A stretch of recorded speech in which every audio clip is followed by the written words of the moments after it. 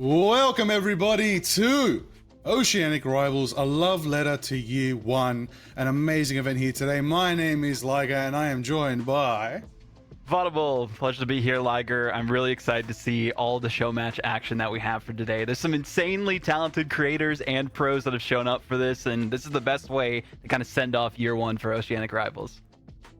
100% couldn't agree more. You know, we've been here for a year in the Marvel Rivals community. Well, a bit earlier for those who got some beta access and having a good time, but the events are kicking off. We've had a mad year of Ignite, of MRC, of Collegia as well. I know you get down to business there, having a good time. There is so much going on, big communities, but I thought, you know what? Let's take a little trip down memory lane. Let's focus on OCE. That's my home region. And I wanted to bring you in. As I mentioned on Twitter earlier in the week, everybody, Vaudable knew about OCE before Ignite. Okay, he came through, he said, look, let me report on this region, let me suss it out, let me see the talent. And I've been here noticing this talent, watching them grow and change over the past year. And we're like, you know what? Let's put an event together, let's celebrate everybody, bring them all in, and let them fight. Have a good one.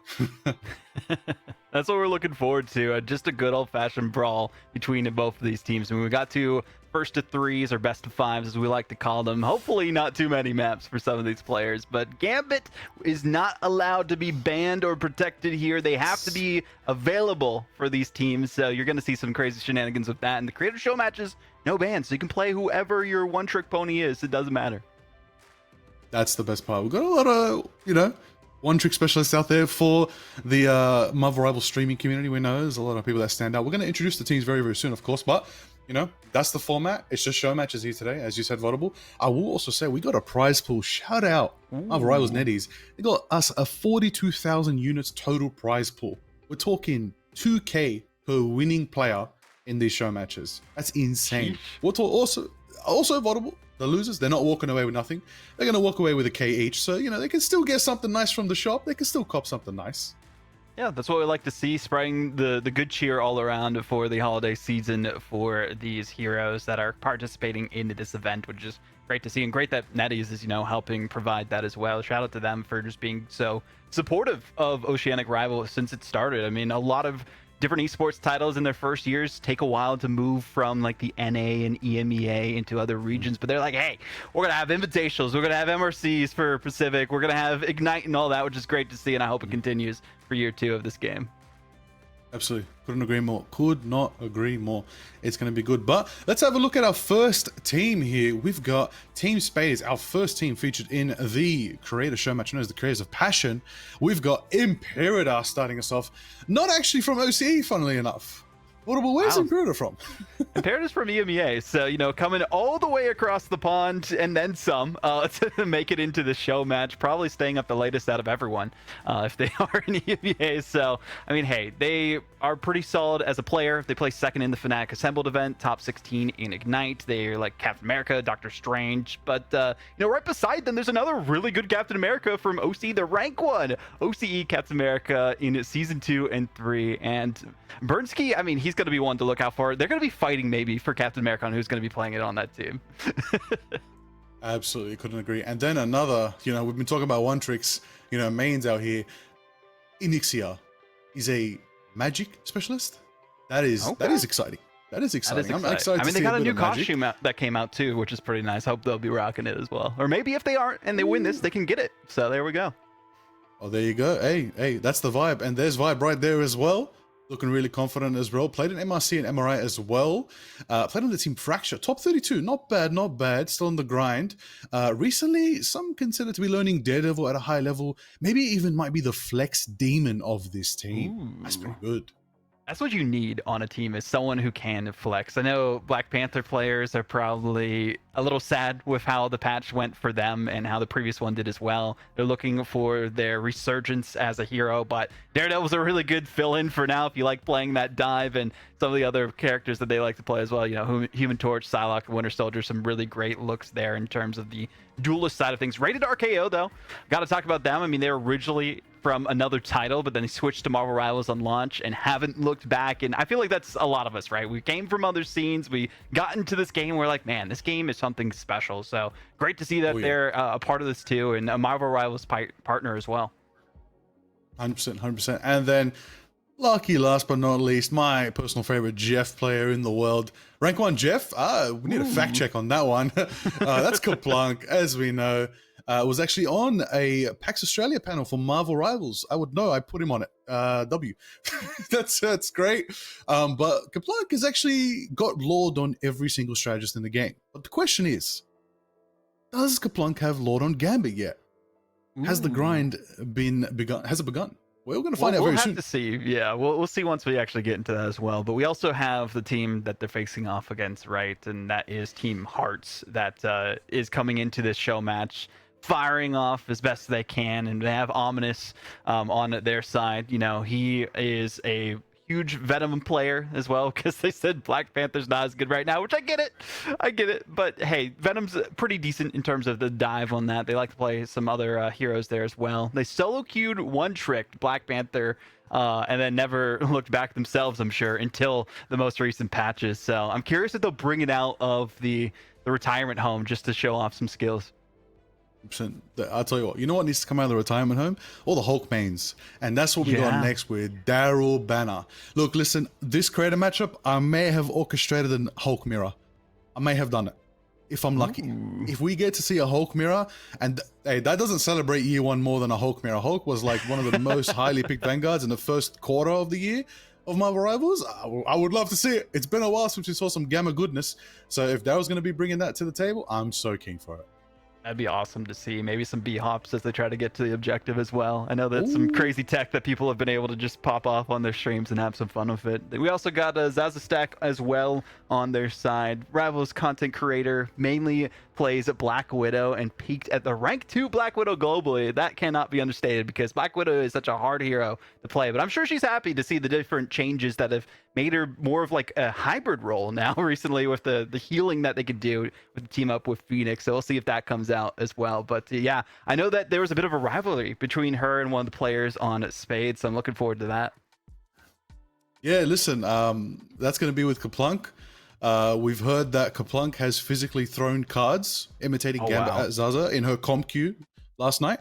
So I'm wondering if, you know, Kaplunk's PC might get unplugged in return. We don't know. The same household, it's a different meta altogether. You know, we don't know how many doors, how many hallways can you get through by the time, you know, you walk back to the new round of point. You know, you can look, listen, I don't know about you. I get lost in certain maps. Are they going to get lost in their household trying to sabotage each other? But besides the household, all right, we'll talk about a household name here. Cody. That's right. Cody, self-proclaimed best Mr. Fantastic, especially when Gallus is in the room. Best Mr. Fantastic, according to Cody. These are Cody's words. Gallus, do not sue me. Sue Cody. This is all Cody's words. I'm reading off a script right now. But Cody is, you know, it's going to be the most obscure bad like player in the game when it comes to all these heroes. So Fantastic is there. I don't know. I think Cody might pop off, you know? They hit Eternity 200 before, putting in a lot of work, but it seems like they got a bit of Penny Parker in their arsenal now, something new. They're like playing all the fun characters, the Sealies, you know, the Goofies. I'm curious to see how far they'll get with that. Squirrel Girl, Ultron, I mean, yeah, that makes sense, especially with the current meta. But hey, Mr. Fantastic did get some good buffs, I would say. I know some of the Fantastic fans out there have been having middling opinions about it specifically because you can't have like the bonus health immediately, but you stay in your kind of large and in charge form and you can actually get healed and get an insta heal as you pop it if you're about to die. So there's some interesting shenanigans that can go on with Mr. Fantastic from Cody. But looking at Solus as well on the other side of things, they're also known as Salad due to a caster changing their name.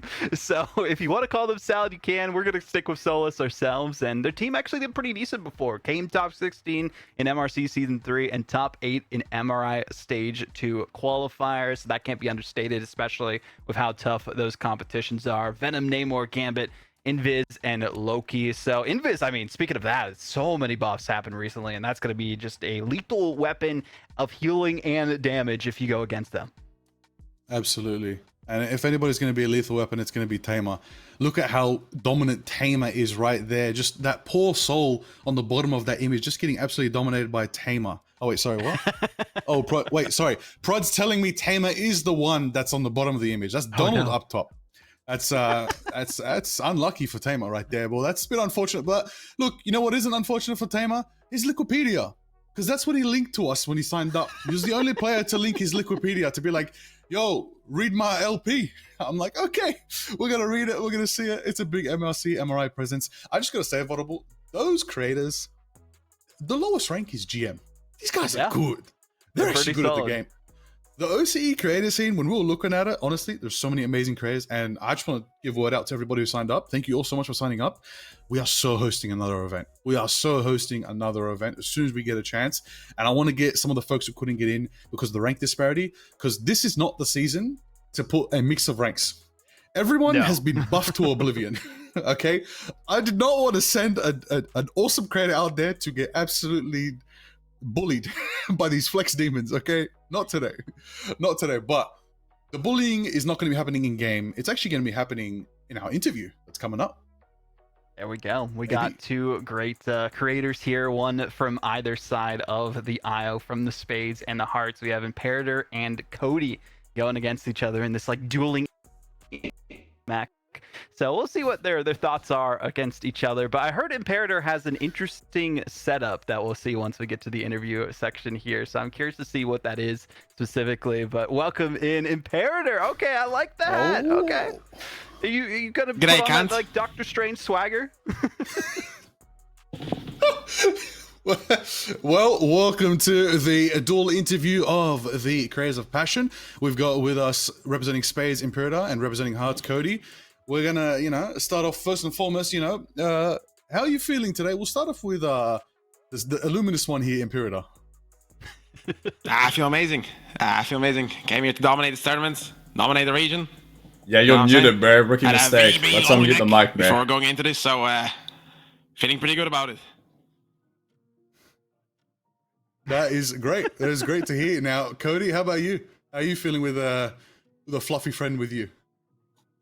Yeah, I'm good, bro. Is this working? I'm not muted like him? Or am I muted? No, we can hear you. We're good. It's all good. You're chilling. You're bro. Chilling. I can't hear him, Parrot. All right. Is he muted? Yeah, I'm feeling good, man. Each other? No, I can't hear him, bro. It's all good. Let me just abbreviate it for you, bro. It's gonna be a GG as soon as possible, bro. That means good game. ASAP. Okay. Confidence. We like to see it. We like to hear it. But as long as people are wondering, we've got some personalities here. It looks like the banter's already starting. We like that. Big talk. Let's see if they can walk it in the game. But before we get there, Votable, what do you feel like? You want to ask Imperator here. What do you feel like? I just can't see his eyes. I can't get a read on this guy. I mean, Imperator, tell us a little bit about the theme that you have going on here leading into your matchup. Is this the way that you get honed in and ready to take them down? I don't know if he can hear me. He's already locked in. It's over. Cody, you can hear us, yeah? Yes, sir. Yeah, Cody can hear us? Yes, sir. Yeah, okay, that's good. All right, well, then we'll ask Cody. Cody, how's your team feeling going into this matchup? You guys done some theory crafting, done some planning? Yeah, hell yeah, we have. Oh, I can't say that word, no? Look, we're just hoping for an ephemeral game, nice and quick. We're going to get the Gamma going, obviously, with the Hulk. Not the BP part, though. That character sucks, but we're feeling good, man. Like, we reckon it'll be chill. For sure. Okay. Well, that's pretty much what we're trying to find out here, What are the compositions people are going for? The prediction of Hulk, it's there, Votable. We're going to see some Gamma. Maybe not the BP, but we'll still see some Hulk. Some B-Hops might be. Okay, he's 670. That's great. That's great. Get this guy off my screen. Unbelievable right now. Not on this broadcast. None of this. All right. We're going to double check with Pride. Maybe we'll get Imperator back very, very soon. Double check the audio. But is he here? Imperator's here? Imperator, can you hear me? Yeah, I'm right here. Can you hear us? Okay, now I can hear us. I can hear you. Sweet. So Imperator. Oh, can't hear me. Okay, well, it's up to you, Liger, to ask him a question then. Oh, you can't hear me. Okay, well, look, we just want to know, Imperator, what's the vibe you're going for today? Tell us about the drip. Total annihilation. Okay, and on behalf of your team. Oh, okay. I have a team? Oh yeah, I have a team. I'm gonna do my best to carry them and coach them throughout the tournament. All right. Well, Votable, if he can't hear you, I'll let you ask the final question to Cody. Go for it. Yeah, Cody, if you can hear me, I mean, what are your thoughts on this? Him saying he doesn't need a team, you're going to come in with Hulk, and he's one of the tank mains out there on the other side. How are you going to face him down, and what's your strategy going into this one? Look, I mean, we got a couple strategies. Obviously, Peels has a stack, so she can 1v9. I'm gonna play Fantastic and walk their team like a dog. And you know, as a team, we're all pretty happy. Like, it's sad we lost Smiles, but we got Solace, so it's like, you know, it's chill. We got that that teamwork. It balances, yeah. Yeah, exactly. It balances. Any final words from Imperator? Clock strikes 12, midnight arrives. That's all I'm gonna say. All right, there it is. Ominous. All right, that's it. Hey, good luck to you both. Good luck, Imperator and Cody. Off you go to your teams.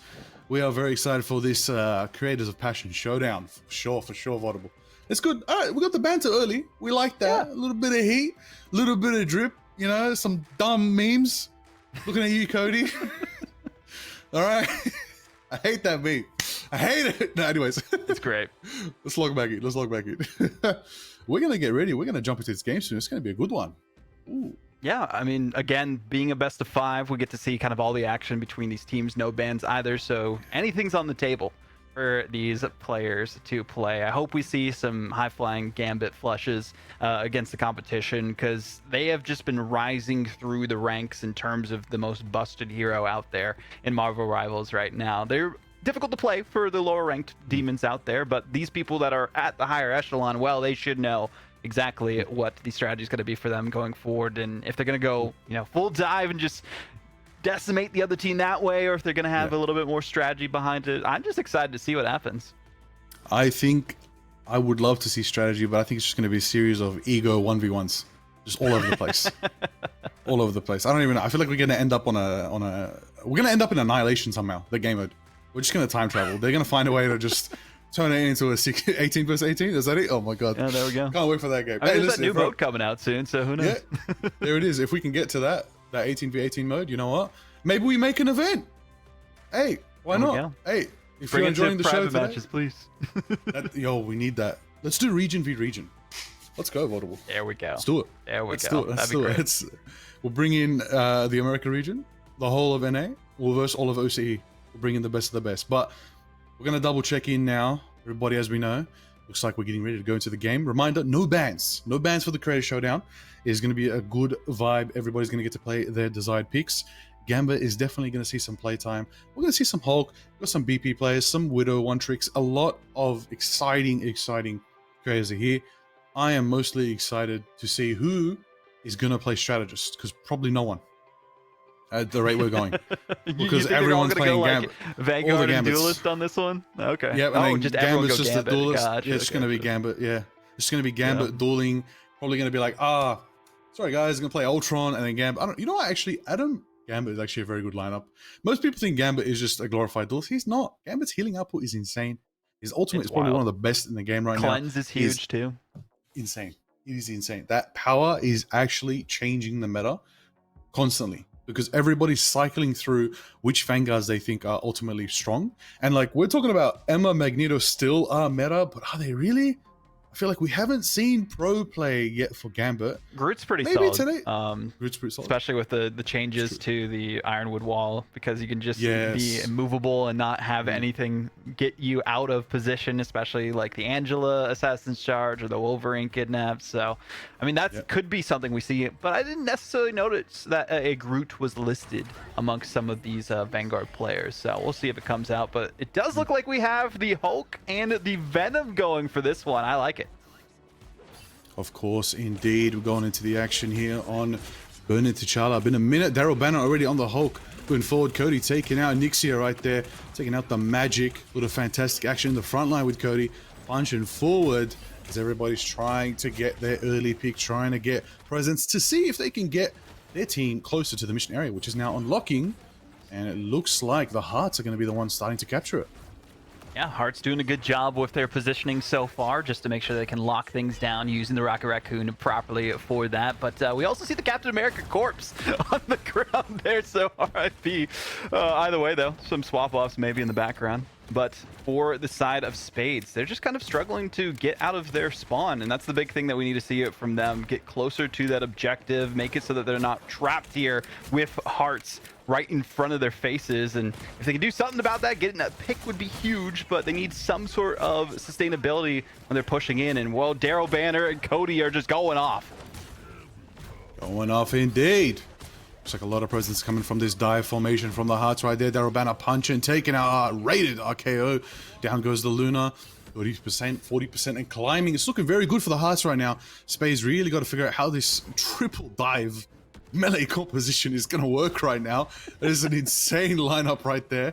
They got to time this right, Audible. They got to figure out how they're actually going to be able to take it in.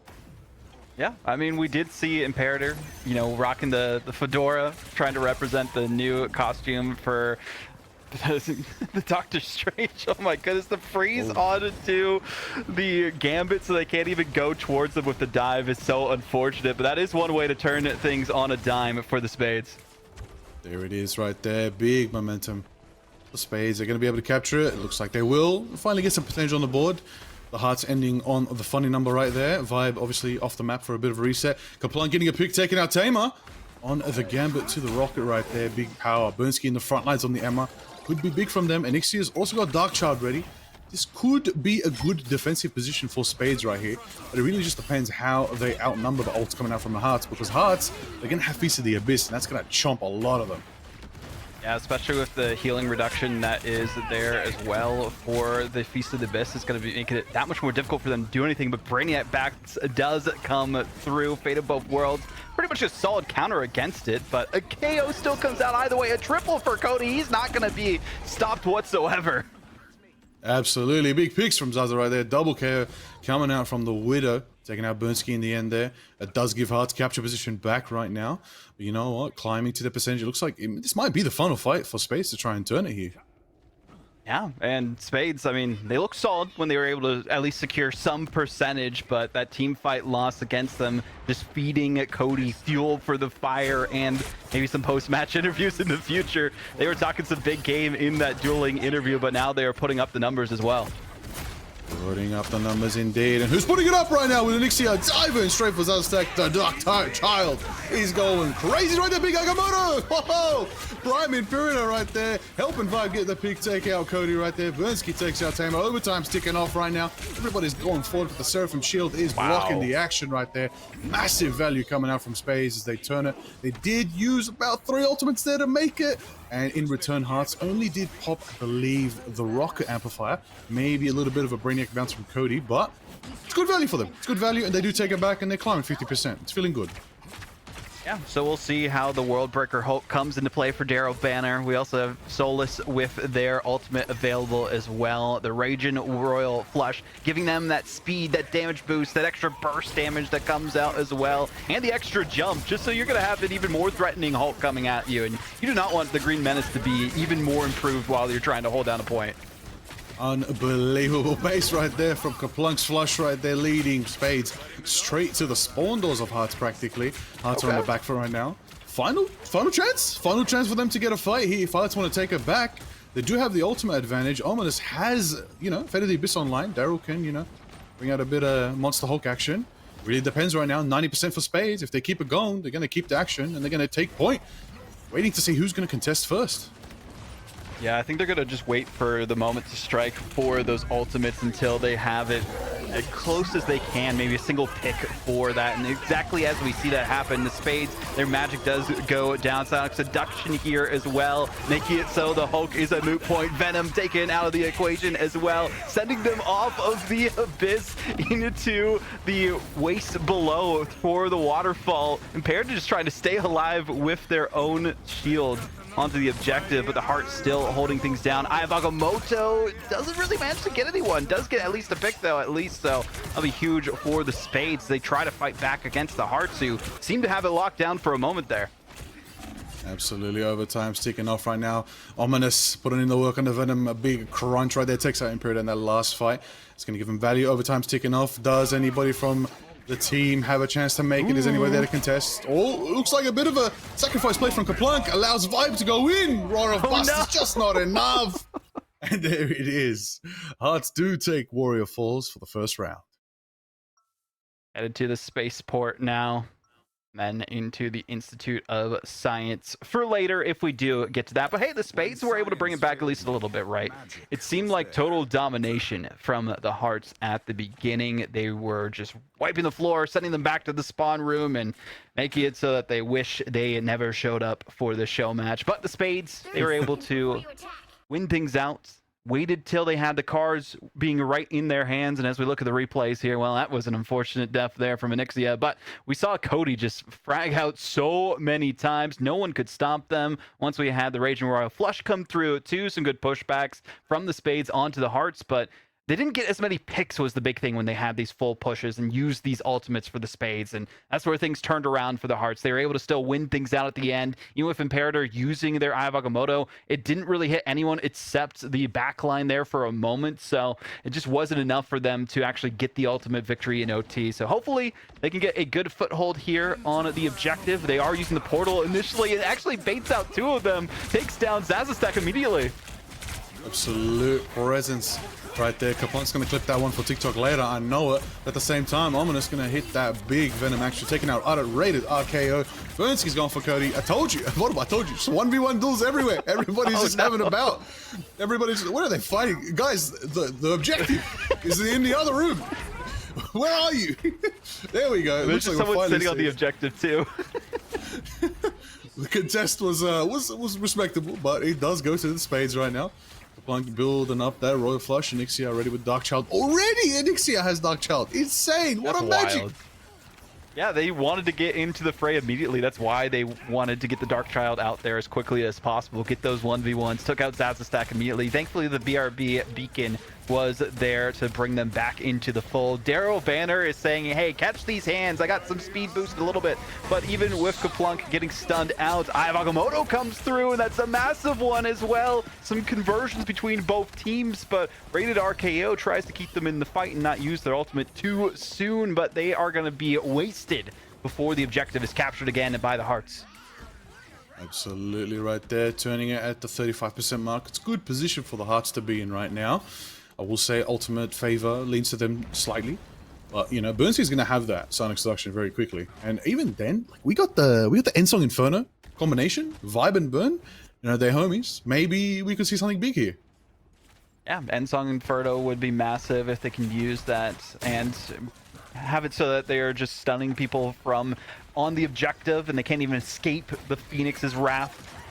But we do have the Sonic Seduction coming through here and now from Bernski. Ominous just trying to escape as best as possible. The Vanguard's targeting them. The Cosmic Iron Amplifier actually there blocks some of the damage as it does take it out, so it won't last as long as they would want it to. Zazastak, the assassin, in charge here, waiting for the sniping angle, seeing if they can get a single pick onto people on the objective, but just doesn't prove to be enough just yet. Hearts doing what they can. Brainiac Bounce is going to be deflated very quickly. Absolutely right there. Going in Solus. Holding the Creed of the Gambit right there. Zaza getting a double KO. Big plasma action as well, making it happen. Solus big. Oh! The pole slam. Oh! Solus takes out Bernski. Bernski takes out Solus. The 1v1 trade is clean, but it's also cleaner when Onyxia there is with the absolute massive blade swinging. Tries to get some value, but Tamer takes him down in the end, which does give Hearts the power to claim back capture. Spades are regrouping fast though, and look, you know, Kaplank is building up to that Royal Flush once again, but Imperator does have Agamotto online. This could be an entry point for them if Onyxia's Darkchild is there to just give them that extra bit of damage in the next fight. Yeah, they're just going to be careful of Solus when they do pop that Eye of Agamotto, just because the cleanse is available to them if they have enough cards stacked up. So we'll see if they are going to be opting for that themselves. We also have the Worldbreaker Hulk here from Daryl Banner. They're going to just wait till probably the last moment to use it so that they can secure the point if they even need to. Actually, they're still throwing hands against the tank line. And there's the Ensong Inferno. Not going to get the picks that they were wanting, but still clears people off the objective for now. And there's some good looks from either side, but the Heart still racking up that percentage, which is massive. Oh, absolute. Oh, domination right there coming out from... What did we say? We're going to see some Hulk action. It's going to be Daryl Banner. Oh, there's a portal. Could this be big? Predators trying to see if they can kidnap someone with the portal, potentially? Yeah, no luck with that, unfortunately, but they will get on the objective for it, so we'll see what they can do here as well. Liger, again, one going down so quickly. Kaplunk, that's a massive get so that they actually don't even have to worry about them being sustained using their own support ultimates. Eye of Agamotto does come through, and it's not going to get cleansed as fast as they would like, but they do take out everyone from the Spades, and this should be the Hearts just cleaning things up and robbing the house of all their money. There it is. First map, taking that second Stellar Spaceport. Going into T'Challa will go to the creator team of Hearts right there. What an ecstatic performance. I like what I'm seeing so far. Strong presence coming out from the team right now. We're seeing a lot of, you know, Mr. Fantastic and Hulk. Just the presence is so good to see sometimes. Something different. And they are working on pocketing their powerhouse of Zaza, the Widow. Yeah, it's working.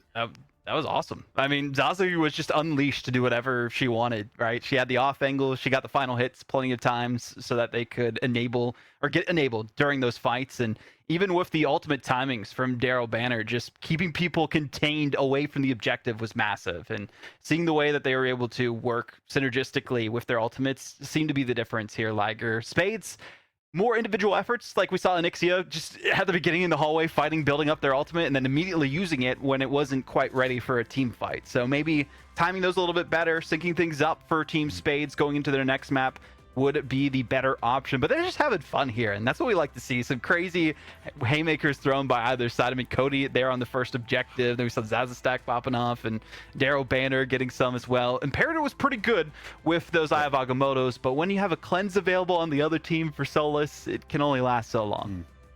It's true, that's true. Look, you know, I'm potentially seeing some role swaps. I think coming down the line, a lot of these creators, they're very diverse in their hero pool. So there's no role lock, everybody. They can change out however they want. They can mix it up. They can run the Sinister Six Duelists if they want. Have fun. Okay, you can absolutely do that. But they're going to have some time now to regroup with their team. We're going to go to a next map. As we know, Spades did lose, so they do get map choice. We're going to find out what Convoy or Convergence map they're going to be going to. It's going to be exciting to see what they'll pick. When we find that out, it's going to be definitely a map, hopefully, that gives them the strengths maybe to enable these dive players. You know, we've got that Venom factor, the Magic, the BP. What's a map that doesn't help a Widow? Who knows? You know, there's got to be a map out there that they can pick that can help them with their angles. Look, listen, long sight lines, it's not going to help. I wouldn't touch Yggdrasil path. Probably no, not the I was case, just thinking that it's not really the best option, especially on that first checkpoint when you try to get to it through the little turnabout, because you have that like high ground area that you can just snipe people from. Exactly. Really annoying to get someone who's entrenched there specifically, but there's a couple different options that they can go for. So I'm curious to see what they go for. I mean, we could see a Midtown be an option there. There's a lot of different hallways you can kind of bob and weave in and out of, so that might be more difficult for a Black Widow to be as lethal. But I feel like with the way Zazastock was playing, anywhere that they are able to post up is going to be lethal. So it's going to be a hard way to counter this team. That was a great look for Hearts. Spades had their work cut out for them. Yeah, listen, honestly, the thing that differentiates Black Widow is that she's actually kind of counter dive, which is so strange to have as a property on a sniper. She's really mobile. Yeah. Sprint, high jump, the kick, the grappling. Like, I understand why she doesn't have the Widow's bite now. Because giving her a stun would have just been broken. Like, it makes sense. Oh my gosh. But then again, they've made more things broken. So season 6, it's probably happening. A team up with Electro. I don't know. I've been saying this. I would love Electro in the game. I'd love someone that could rival Human Torch in disguise, bit of elemental action. Make it happen, NetEase.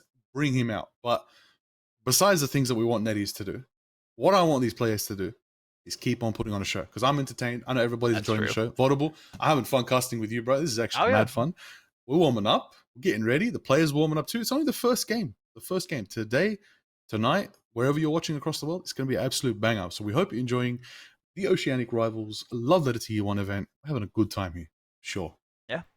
It's been a great time so far. I mean, hey, it went to overtime, and both of those points could have easily gone to a 0.3 if the Spades are able to lock things down. But just the overwhelming offensive ultimate usages from Team Hearts proved to be the difference maker towards the end of it there. And we just saw some great synergies between all facets of it, the Vanguard line, the Duelist line, and the Strategist line on their side of things. And no slouches from the Spades, I do have to mention. I mean, all of them doing the work necessary, some great heals from both ends, some great damage and final hits coming out from the Spades. But that the more dive brawly comp that we were seeing from them was more heavily countered by just the sustainable presence of a Mr. Fantastic and 2 other Vanguards, right? So it's harder to counter in that fashion.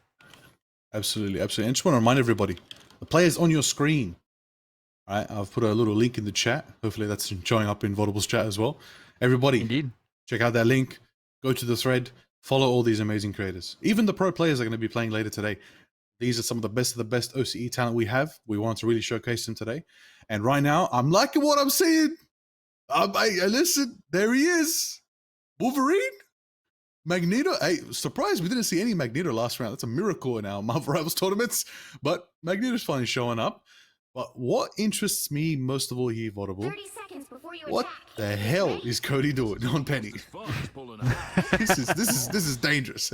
This is very dangerous. they're ready for the setups. They're playing the aggressive style Penny. So they're going to try, because I've seen some lineups for it, they're going to try and set themselves up. You see this staircase on the right? You can actually break down the wall between that staircase to the left of it and have a wide open area of your mines going directly to their back line. So that's a way you can actually play more aggressive on Spider Islands as Penny from this first objective, if you can push up to there.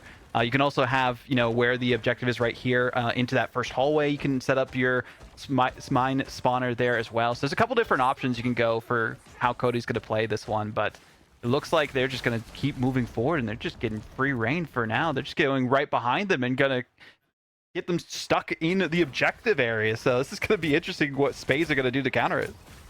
Hold on right now. Looks like Spades are a bit spread out. They need to regroup. The rest of their team. And Ixia picked off by Solus. Starting off from the Daryl banner. Kidnap Wolverine was big value separating them. But Spades are regrouping now. They're bunkering in as the Hearts are moving around. Venom swinging around the back. There's already a nest there behind them. Where are they going to escape to? But just a minefield, like you said. Big value coming out from that Penny. Tamer's putting in the work on the rocket. Ominous doing a lot as well. And Zaza is just getting picks. Huge pick onto Imperator there too. The Spades have not been able to have a hold against the Hearts this series so far. We saw them, win some team fights, and then they got some percentage from that before, but it's just been a struggle for them to stop this advancement that seems unstoppable from the Hearts, and it's no immovable objects on the side of Spades. Maybe they need a thing, who knows? But either way, with the positioning that we've seen from Cody with these mine spawners, it's been so frustrating for anyone to try and move in towards them. They got to focus them down as best as possible, and thankfully they do have some extra speed and damage and ferocity here with the Gambit ultimate. Absolutely, right now, big powers coming in. Zaza taking a pick on Kaplunk. Ominous! Big crunch taking out Burnski. Amplify is putting in the work right now, enabling the Hearts to just keep on pumping forward right there. Ominous takes out Nixia. Imp is falling as well to Zaza. Another pick from Zaza. That's rated RKO down to the Sniper once again. That's so many of them down. That's going to get them past that first gate. Hearts are moving into the second section of Spider Islands right now. Tokyo 299 is a dangerous map when you get momentum right now for the defensive team. Spades really got to get something going here. And already the terrain destruction from Ominous. Big slams coming through. Vibe taken down by Daryl. And the power is just going forward right now. Spades are just on the back foot against Hearts.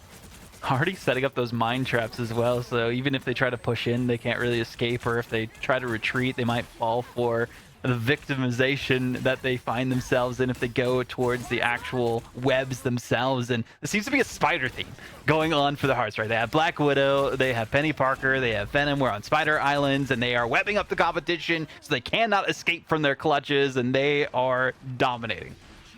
Absolutely right now. Big domination. Oh, Burnski, what are you doing? Oh, webbed up and out of here. Absolutely locked down. Everybody's just getting absolutely denied by the Penny. Right now, immediately switch up the composition. Try to figure out how do you shut down Penny Parker right now. Cody's the threat that is absolutely webbing them all up. Spade's got to really pull through here. But look, you know what's online? That Sonic Seduction, and it could turn the tides for them very quickly. And it could, but if they're getting sniped by Zaza, just wasting their HP bar as best as possible is going to be a tough spot for them. So trying to see if they can at least click some heads. That's not going to be enough with these support ultimates going through. So we saw the Eternal, or not the Eternal, excuse me, the Fate of Both Worlds coming through there. Penny just using their ultimate to position and have their little mind buddies follow them. And there's some great looks from Cody. They're playing the aggressive Penny perfectly, moving forward towards the back line, making sure that they can web up the competition with their right click, which, again, I think that's on like a 2 or 3 second cooldown. So you get it back so fast, and using that teamed up with a Black Widow, so if you web someone up and they can get a headshot afterwards, it is a lethal combo. Listen, you know what's even more lethal than that? The desire I have right now to just jump on this team and play Moon Knight and just handle those nests. Just absolutely start shredding through. You got to get something that's going to shred through from a range right now. That's what's missing on Spades. I like the Bucky pick from Vibes. It's actually helping. And I like Imperator's on the thing, Vulnerable. You called it. The immovable object has finally shown up. This is big. This is actually what we want to see. They're going to be switching to a really good defensive composition here. And I like that Bernski's staying on the Iron Fist here. That's going to give him a lot more front pressure. But right now, they just need something to wall off this sniper, because these shots don't miss. And Daryl slashing through. 3 are down from Spades. Massive picks. Is there a chance for Daryl to go for an ultimate here? Is Daryl getting hungry for it? Nah, they're going to save it for now. Take it easy. RKO down as well. Big presence from the Hearts right here. They're going to be turning around that, you know, that uphill section and a couple more corners away from victory for them right now. Oh, Anixia steals a pick on Tamer. Vibe taking out Cody. Hold on, Spades are turning it. Okay, yeah, just sneaking around. Saw they were in their back line for a moment, able to at least get a pick to even the odds just a little bit. Miss on the icing, but doesn't really matter because the cake is being taken by Vibe. They also have their Kraken Impact available to them, so that's going to be a big piece of resistance against their opponents. And Imperator, I'm liking the way they're using the anti-street charge. Get out of dodge fast if you need to. You don't have to worry about getting pressured too much with it. But Anixia also slicing and dicing the competition. This is the first really pushback we've seen from the Spades. Absolutely right there. This is exactly what you want to see. Competitive bout. Let's take an RKO. Big picks. Tamer takes out Imperator. Looks like it's going to be up to Vibe right now. Just on the front line. Bucky trying to get into work right there for the Dark Child. Anixia is swinging. Massive value right there. Almost taking out Vibe. Down goes Anixia. Just when you thought it was big value. Hearts just regroup and reposition and shut down the momentum from the Spades there. No. Stars are getting another pick, taking out Kaplunk. Okay, that's got to be personal at this point now. That's got to be targeted. Yeah, just focusing them so many times. Kaplunk can't even do anything about it, and they do have the Raging Cajun Royal Flush. See what they can do with it. Kraken Impact available as well. Darren Banner does get res, so that's going to be a moot point once that KO came through. But there's the reset. There's another one coming through. Multiple dropping it down. Kaplunk does get taken out, though, by Cody in the wings, but doesn't matter when the rest of the competition is vanquished for now. The point is taken. Kraken Impact followed through. Can they get the final one? They at least got a hit onto it, but it's not enough for the conversion.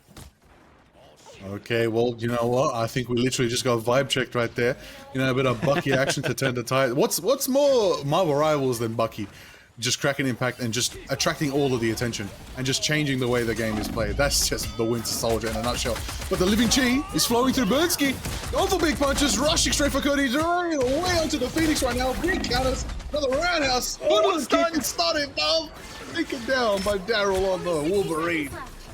Oh, that was a massive stun by the Phoenix too. Kept themselves alive because they were a 1-2 punch away from getting vanquished from the objective. So there's still some good footholds by the Spades. They're still holding on as best as possible. They gotta worry about that Penny Parker though. Using the dash so they can heal themselves. Kraken Impact, not gonna go off where they want it to, but they want to make sure they sustain as best as they can on this objective. And as I mentioned, that 2 of them dropping like flies, the Cosmic Heart Amplifiers, giving them all the damage and health boost that they need. Finally having to pop the ultimate here for Luna Snow. We'll see if it's enough. It's enough indeed. The Fate of Both Worlds is going to give them another chance at fighting here. Might be able to get it to overtime. Might even be able to hold it. 20 seconds left. Big ultimate's coming out. Penny's running on through. The Phoenix drops down. It's burning up. Ominous with the triple KO, and that's big value coming from the Venom. Big crash and burn right there. From that symbiote fire action, from that combo, from both of them. My goodness. Are we in the season with Null again? What's going on? The Venom Phoenix combos are back? Hello? It's literally a time travel at this point. But right now, I gotta say, that's a good defense from Spades. They really brought it down to that last few seconds and they allowed them to just, you know, not let them have such a clean push as they did in the first 2 sections of the map, and that gave them a bit more morale boost. I think on attack, we're going to see something different from Spades. I think they're just warming up. Wasted a lot of time towards the end was the prerogative for them, for sure, because I knew, hey, they're going to get to that 3rd checkpoint. So let's just make it that much more difficult for them to have an easy going if we do make it an OT face-off afterwards. And well, we saw some good picks, you know, here as well for the Dark Child, for Anixia. Great looks for Vibe on the Bucky with the Kraken impacts, using them as best as possible too. Burnski also did some great work. I mean, everyone on the team did what they needed to hold things down, but when you're facing up against an aggro Penny Parker and, you know, a Black Widow could snipe you from afar no matter what the angle is, plus the support style that we see from the rest of their team, it's a tough spot to find themselves in. But look at these heroes that have potential for the hearts. There is the Hand of Khonshu and Strangling Prison combo going to be online momentarily. What am I looking at?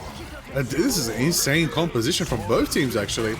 Let's see how long it unfolds. Oh, a big root wall. Did kind of put Burnski in a bit of a tough spot there, but he would jump back to his team. Returns fire. TzTamer on the Moon Knight putting in the work. Vibe on the Daredevil. Can we see some of that lawyer action right there? Solus takes out Vibe. Never mind. The lawyer is not going to court today. But nonetheless, that's a pick right there. Pirita on the Atom. I'm telling you, this team is just so diverse. Everybody's role switching. I like it. Maybe this is the composition to keep them going. Could be. Rez might be the answer. And we've seen it be a thorn in the side of so many different pro compositions before if you have it one-sided. But, you know, if it does come down to a Rez off, then Hearts can also swap to it. But there's the Hand of Khonshu already coming out. Now, don't even need the Strangling Prison themselves. So we'll at least get a couple of picks here and there. But the Hearts are vanquished themselves if the Groot does get finally picked off. And also some good looks from Vibe, chasing it down the Gambit. I feel like Daredevil's a pretty decent counter to Gambit just because you can go directly after them. They don't have as many options to escape. I agree. Honestly, you know, most of the time I'm playing any hero. Gambit beats me in every single 1v1, but Daredevil, you're right, seems to be that 1v1 guru. Maybe has, you know, just the right amount of just firepower to be able to take out Gambit's just repeated moves. But oh, speaking of repeated moves, big Strangler Prison right there. TzTamer holding her down. That's going to take one pick. Fed both worlds from RKO does keep the rest of the team nice and healthy, though. There's 4 left for them to stall. Let's see if it's enough. Garaban's taking out Kaplunk. Vibe falls as well. That's another big pick from TzTamer on the Moon Knight. RKO goes down. And that is a good defensive hold for the Hearts right there. Spades almost had it. It's tough because I feel like that might not have been the best option for using the ultimate there for the Spades, right? They only had one team member remaining with them. A full reset and saving that for the next team fight could have been the better option. But when you're in a panic state like that, surrounded by Groot walls, there's only one button you can press, and sometimes it's Q. Yeah, absolutely. I'd say right now, you know, their plan of action could be a lot of different factors here. You know, you've got, you know, Vibe ready to go with that ultimate. Could be big, you know, Daredevil action. There's a lot of potential there. But ideally, this Groot wall is the factor here. If Cody can try to block off Vibe from just getting to their backline, getting to the Widow, getting to Solus on the Gabba, there could be a lot of presence there for them. But, you know, a minute 34, let's see if they hold it down.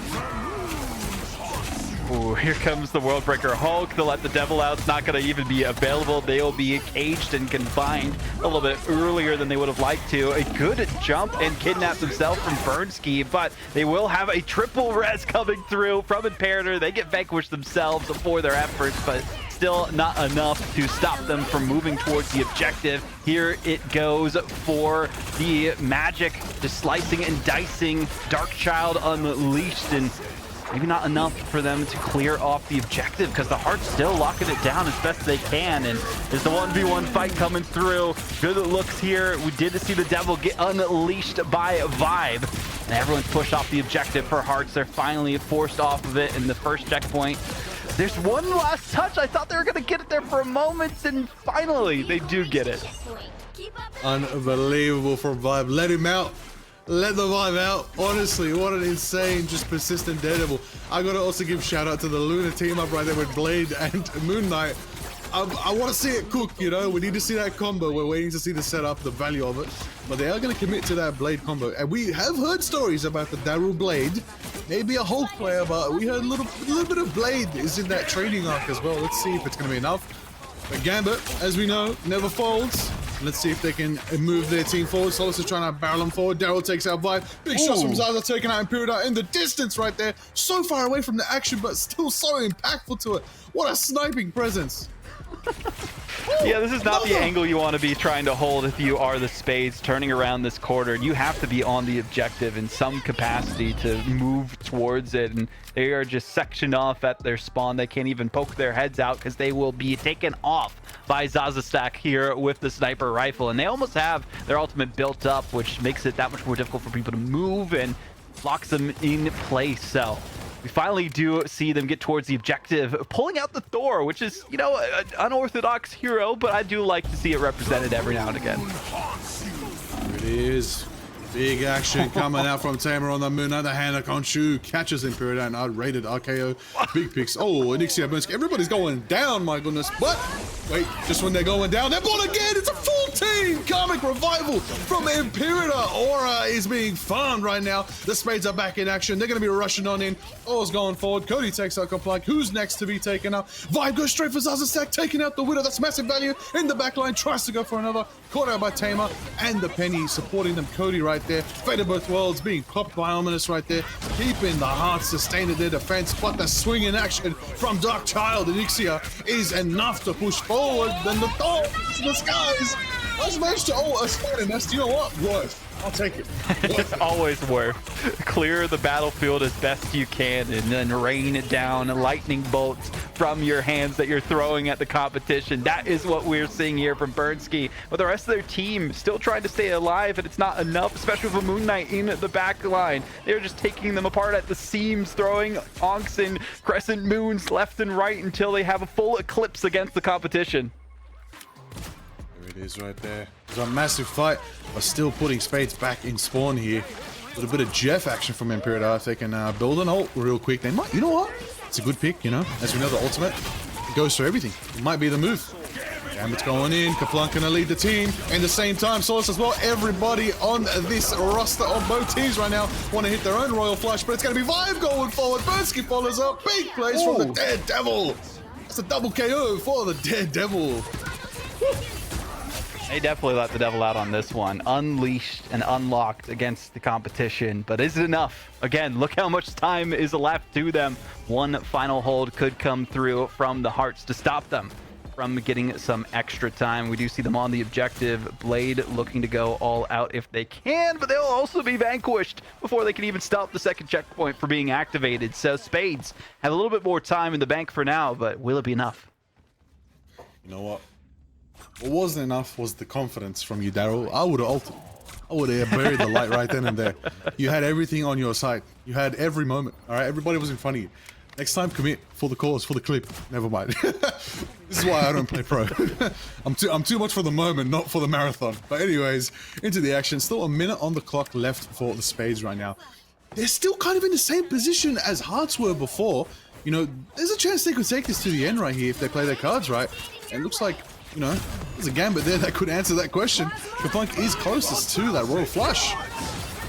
Oh, we have the thousand-fold slash coming through and the plasma burst just to do some extra damage, but the psionic seduction might just be enough to keep them off the objective and have things moving forward still. Look at all the ultimates in the back though for the Hearts. They're ready to unleash some mayhem on the competition. We have the Spider Sweeper coming through.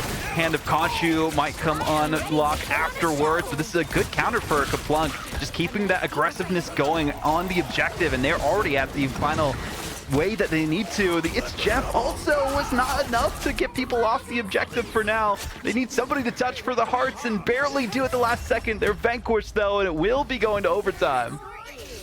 I am actually hyped for this. We want to see some overtime action. Well, this is what we want to see. A close bout. Now it's time for both teams to push again. Hearts only have a 9-second lead, but How much? Spades have winners momentum right now. They're feeling confident. They're back in it.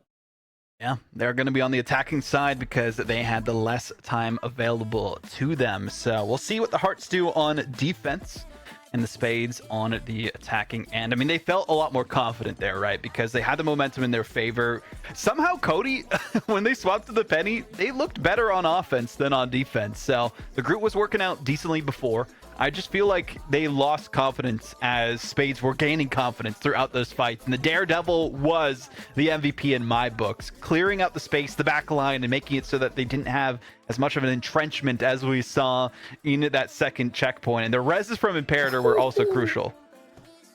Ooh, listen, hey, whatever happens after the fact, I don't care. Just witnessing a 5-person Karmic Revival is always going to be beautiful to see. But 15 seconds till these doors open again, and we're going to get back into it. Overtime, round 2 on this map, seeing who's going to take it. Oh, the Bucky's back. I'm liking that. Looks like Hearts are going to roll out what they still are confident in. Actually, you know what? Ominous back on the Venom. This is big here. Let's see how it holds. Yeah, I do like keeping up with the Penny too, having both of those nests as best as possible to lock things down before they turn the corner. But it's all going to come down to what Vibe does to enable this team to create that space for them, have people focus them down as much as they can. And you see Daryl going after them immediately. They're not going to give Vibe any space to work with. Absolutely not right now. And as we know, Spades don't really have much besides a Burnski in the front line. They really need to take an angle here and try to get some enabling with Vibe, maybe even build up for the Kraken impact for Nixia. But look, nothing to consider here. No matter how well you defend, if a Jeff builds that ult, run, because he's going to throw you off the map. And that's what Imperator is going to be building towards right now. But I will say, Tamer's close to the Amplifier. Give him a bit of sauce, give him a bit of juice. Ooh, Daryl taken down to Puny Bruce. Imperator getting the pick there. 5 seconds left. We're definitely going into overtime. Fight starts on. It's a good look for Spades if they can keep it moving and down in main, but Daryl Banner's not going to give them the time of day, especially the heals that are coming towards them. The Cosmic Guard Amplifier is going to make it even more difficult, especially getting webbed up. They're trying their best to stay alive on the objective, but that might be all she wrote, especially Imperator just getting chased down by the Hulk. No time left to get on the objective, so this does bode well for the Hearts when they go on their own attacking spree. Not much meterage taken by the Spades. Ooh, not much at all. It's going to be literally a bunker composition that's going to need to be brought out here if you're going to try to hold this. This is going to be big. Wait to see what the Hearts are at with. Okay. We see the Black Panther and the magic. Hey now. I like it. What's going on? I like it. They're just having fun. That's what's going on right now. So we'll see if it comes out from these two. Tamer, no, they're going back to actual strategists instead. But we'll see. Triple strategist coming out rescomp from the Hearts end. So we'll see how effective that's going to be for them. Jeff, Gambit, and Adam Warlock. I like it, you know, it's unorthodox. Okay, maybe swap into the Invis might make a little bit more sense, but might as well have fun, you know? You're already up by a map. If it goes to another, you're feeling confident. Doesn't matter too much. Absolutely right there. Seeing the tech here more you from learn. Nixia. I was about to say, somebody knows their hero and every spot on every map. That's a magic specialist right there. If I say, I don't see much magic in pro play. I would like to see more of that. Yeah, I mean, we've seen some, like every so often, if someone's wanting to play a little bit more divey, and they've been pretty decent in recent history with the patches, but a lot of people are just hesitant to play them. We do see Imperator going for the play. It's against Cody himself, the one he dueled in the interview. No, don't get clipped on. Oh, absolutely farmer right there. I can't believe a portal play worked right here in Oceanic Rivals. Are you kidding me right now? That is a moment right there. There's big power coming forward. Rated with the big claps. Nixia taking out Cody. Hold on a second. Already down again? Forced to use the cocoon this time because there's not much time to have another fight. Oh, I'm going to stun the big P. Big resets. But just gets patty caked out of opportunity and taken down by Rated RKO. Zaz at the same time turns the tide, taking out Vibe in return. Oh, Nixia almost made it out, but a bit of limbo action keeps them in safety. Oh my days, getting chased down by the Widow. Widow refuses to get dived without diving back. Good focus there on the Venom too, unlike my ranked teammates who always just ignored them and let me die on the back line. But this is some good synergy we're witnessing from the Spades. They only have to hold it down for a couple more seconds, but there's the It's Jeff coming through this time, swallowing up the competition. They got 2 for what it's worth, but not enough to escape. No Magneto bubbles to keep them safe. Ooh, big plasma burst coming out from Zaza Stack. Massive value overtimes in full effect. It's the final ditch effort here. Red RKO hits the fate of both worlds, matching her with the royal flush. That's sustain. That's going to be pain for the Hearts, but they're holding it down potentially there. Solace takes out Onyxia. A big value from the Gambit, but the vibe. He's letting himself out right now, going full crazy, running straight for the Jeff, trying to go for it, slamming absolute full truncheon action onto the Venom Daryl Banner right there. Going for it. Banner's trying to stay alive. So much pain, so much sustain. He's pouring into this Venom. Zaza takes 5 out in return. Massive presence from the Hearts right here, keeping Daryl alive. And again, a comic revival from Cody. Directly on the objective as well, just to make it so they can't even stop them. Black Panther does come through again too, finally getting on the objective. There is the Tremble before Bass, Dark Child potential, but they can't do much with it, unfortunately. It seems like the time is nigh for the Hearts to dominate, and they take yet another map. Oh, that was a good one. That was a good one. What an exciting map too in this best of 5 series. That does mean it's map point for the Hearts. If they take one more map, they take that grand prize. But I think Spades are cooking something vulnerable here. I don't know. You know, I don't sense a 3-0. I really don't. I think they figured something out. I think they just didn't have the time to work with. I feel like halfway through that map, they locked in. They figured out what they can do, and I'm really keen for this next map. But as we can see, so much is being just poured in right there. So much value. I'm talking like, wow, the healing, just insane right there. Put up from Red RKO, massive Luna presence. You got to give a lot of respect to the fact that Burnski was on Iron Fist, on Emma, just absolutely role switching when needed to work around their fellow teammates and just bring out such diverse compositions. But it just wasn't enough to take down the rest of the Hearts. The Hearts held it down. Massive numbers. My goodness, look at these eliminations. Good yeah, Lord. I was about to say. Holy. The final hit difference between Hearts and Spades is not to be understated. And yeah, the reses, did inflate it just a little bit there. But looking at how things have gone up to this point so far, Spades have done all that they can. They had some good looks, some good ultimates. But the Hearts just seemed to be outpacing them a couple of moments that were crucial enough for them to get the victory throughout these first 2 maps. So Spades gave it their all, just didn't prove to be enough at the end of the day. Hearts figured things out and had a bit more unorthodox composition styles that worked out well enough for them. So that's their name of the game. Play something that they don't know how to counter, and it's been doing really well for them. Yeah, absolutely right there. Well, look, they've got the information now. Can they download it? Can they try to activate a new composition here for the Spades? Of course, we are going to go to a little brief intermission, a little quick break. That's good time for a team to try and reset and figure out what to do going into their next match. If for both these teams, Hearts could use that to their advantage and just claim that 3-0 and move on, and we go to the Pro Show match. Or a Spades going to utilize that time, refresh their mental, come through with a different composition, and go there and maybe hit the reverse sweep, make them weep. You never know. You never know. Could happen. It's going to be interesting regardless of how things go down. Again, still a couple maps to go for this one. So, we see that, they're saying, 48-7 that we saw there. I have to highlight this one. He is him. That's what we saw there from Ominous specifically, because the amount of effectiveness from Ominous on that too was just insane. Putting up all the KOs, even though they didn't have the most final hits, they were still keeping the back line as the Black Panther, keeping them off the objective towards the end. And I think that might have been just enough to push them off and through the finish line to get that victory. So shout out to Ominous there, but shout out to the rest of the team too. Just wanted to highlight some more chats. So make sure you guys are chatting in the chat here on all the channels, so you can maybe get some highlights here as we have our little own cameras up as well. But Liger, it's been a pleasure so far for these first 2 maps. We're having a good time. I'm loving it. Very excited to see what the next map's going to be. But before we jump into the next map, we actually going to have we're going to check in. As you know, we hear about the creators, we hear about the pros, we hear about the people in OCE. We're going to have a check-in. We're going to have another interview with 2 players, right? Another dual interview.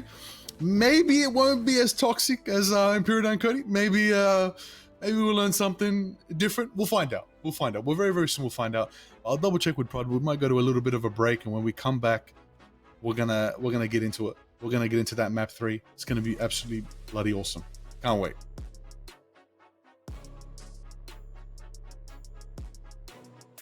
I believe we're going to break. There we go. Yeah. I didn't know if it was like, oh, are we staying on us? Or are we going to break? That was.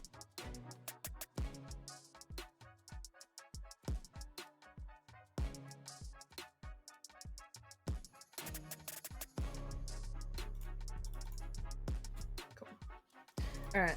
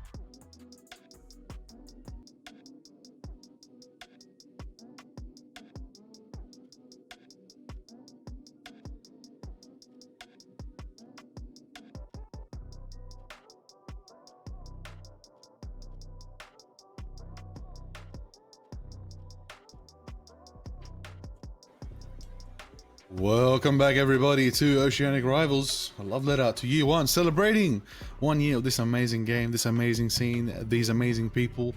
And speaking of amazing people, I've got with me here today Vaudable. Vaudable, welcome back.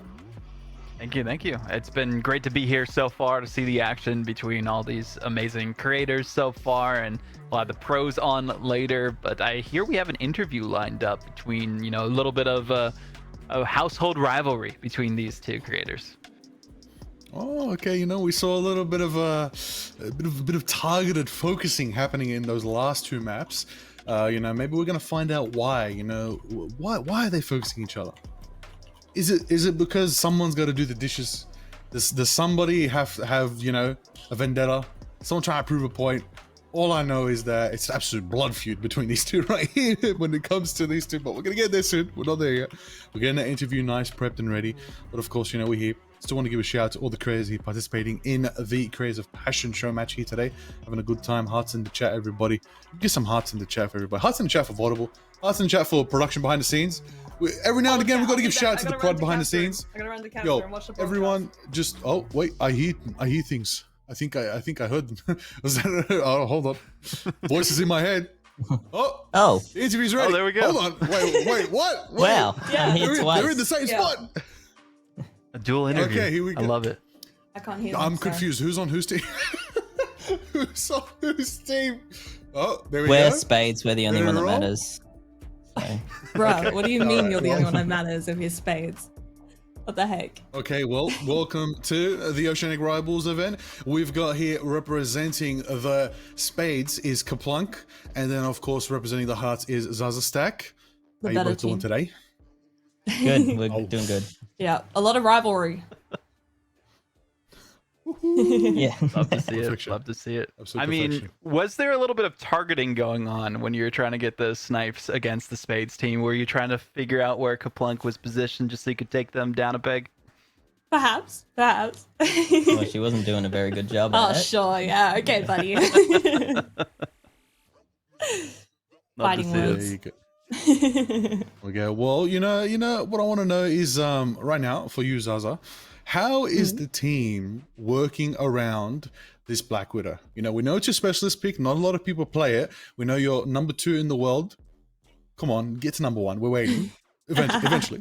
I'm But trying, until man. then, I'm trying so hard. Look, with all the time I've had to take off to see this one or to move out with him, you know, I've lost a bit of time on getting rank 1. I'll get there. But look, I did notice they pulled out the Daredevil. Okay, they did pull out the Daredevil to try and counter me. I know that Cap knows that that's my least favorite hero to versus Widow because Daredevil has too much damn health, and yeah. So I did see that, and I know Anixia has thrown every single ultimate at me. I've seen all I've heard is "Behold, Darkchild," and I just see Anixia come out of nowhere. Like it's messed up. I think her team have gathered around her the same way as Walker helps other people. Because they need to kind of lift that Black Widow pick up a little bit. Okay. They need okay, sure. Whatever you say.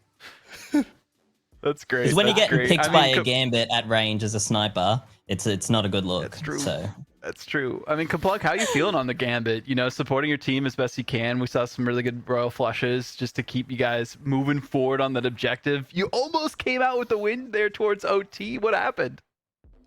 I think people are still getting used to playing with the Gambit. There was a couple of double ults we went off because it's just a little bit misunderstanding what Gambit can and can't cleanse. And we double ulted once or twice.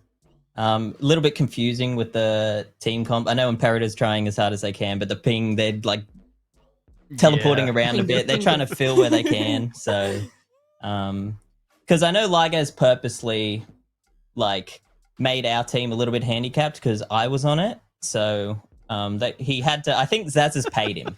What I think do you Zaz has mean? paid him. What do you mean? Nah. Breaking revelations. that's- Because right now, every time I've gone I up ain't got no against cash in my Zaz in wallet. comp, I've won. So Yeah, I but- think Zaz okay. needs this win. Okay, but you guys gotta understand that I've won the duels in comp. Yeah, He's but just how won much the game. net elo have you gained? all right. None. All right. But I've won All the right. duels against All this right. guy.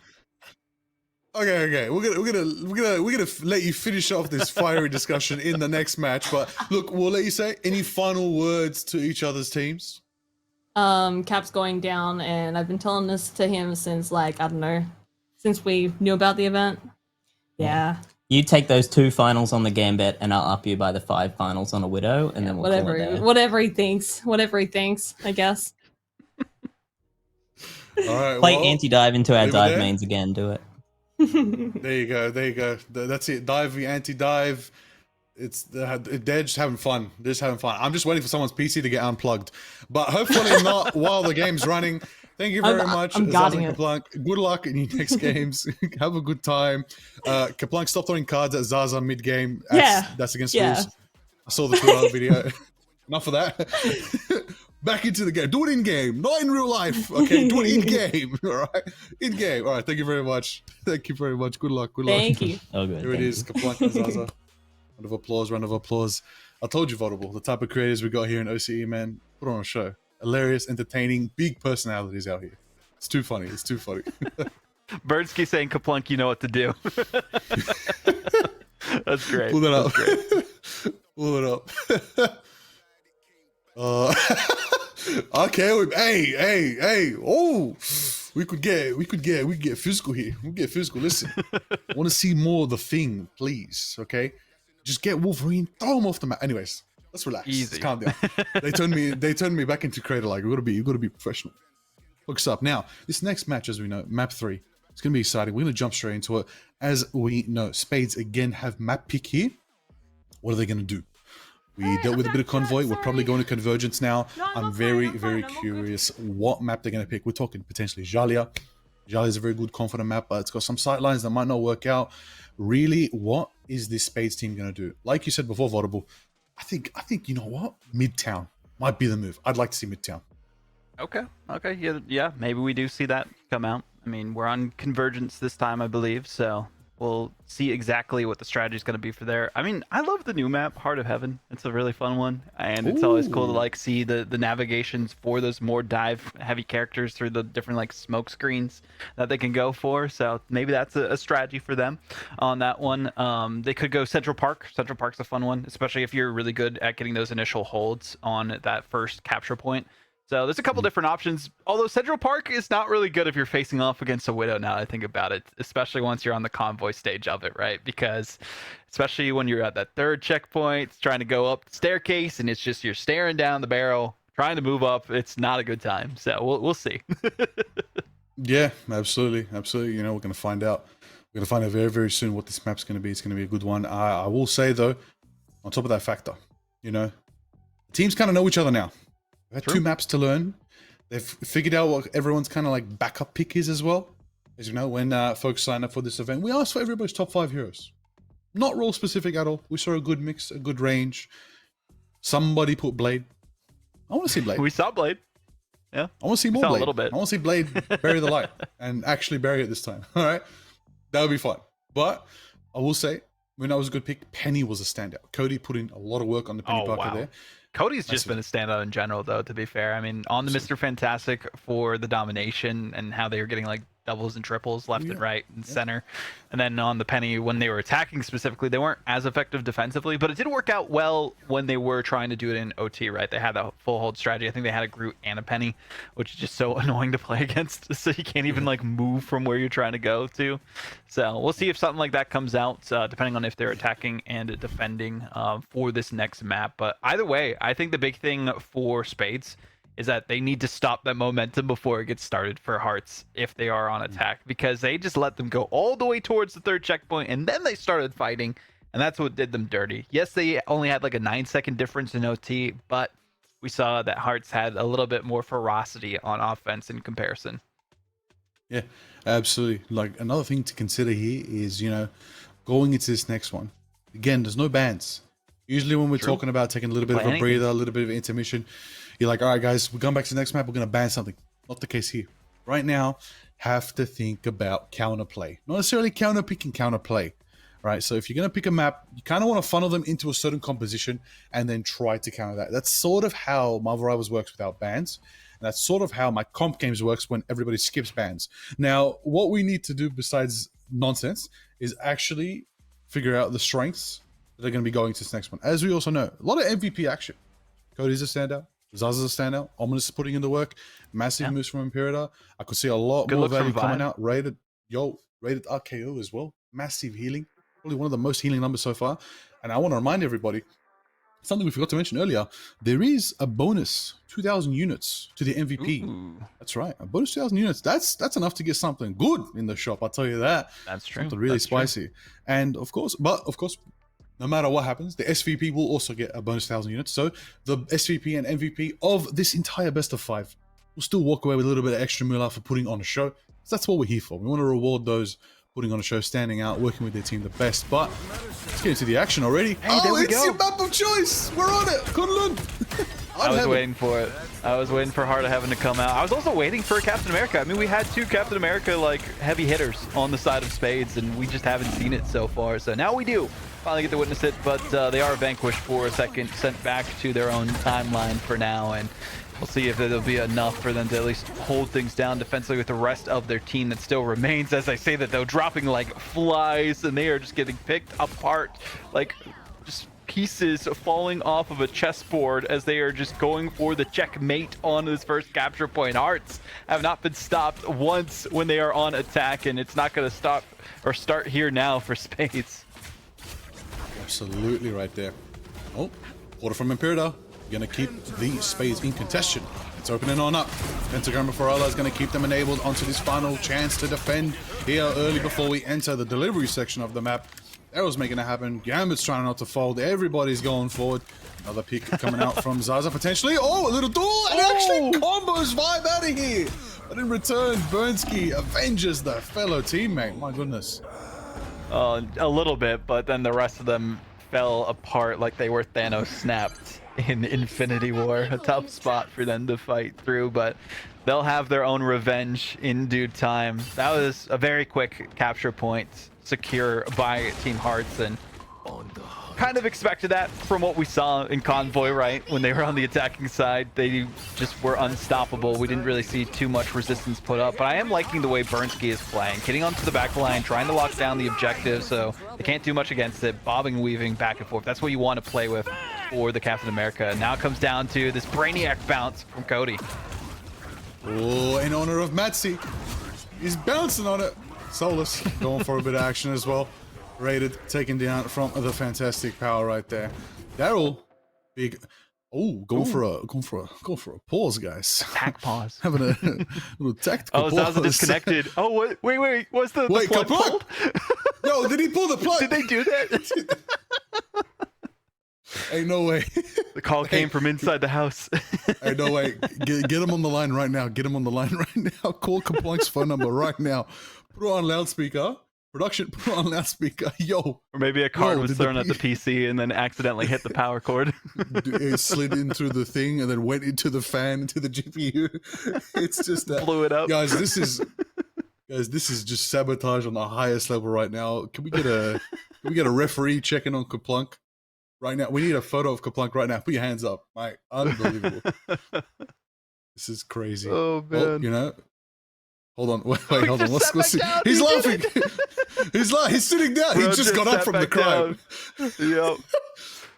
I'm waiting for him to like rub his hands together. Yo, like, he's smiling. He knows what he did. He knows what he did. Guilty. Guilty. That is the face of an assassin who went behind enemy lines and unplugged their PC. Wow. Look at this What guy. big brain Absolute. plays. He knew the counter. The counter to the Red Room programming was just unplug the PC. It's their own red ring of death. Pretty much. Absolute shameless. Absolutely. Yep. That's right. Yep. Look, what does the chat think about Kaplunk? What's the verdict? Shameless is what Chad Wait. says. They got a really strong. Oh, we heard that we have confirmation. That is what happened. Wow. That's insane.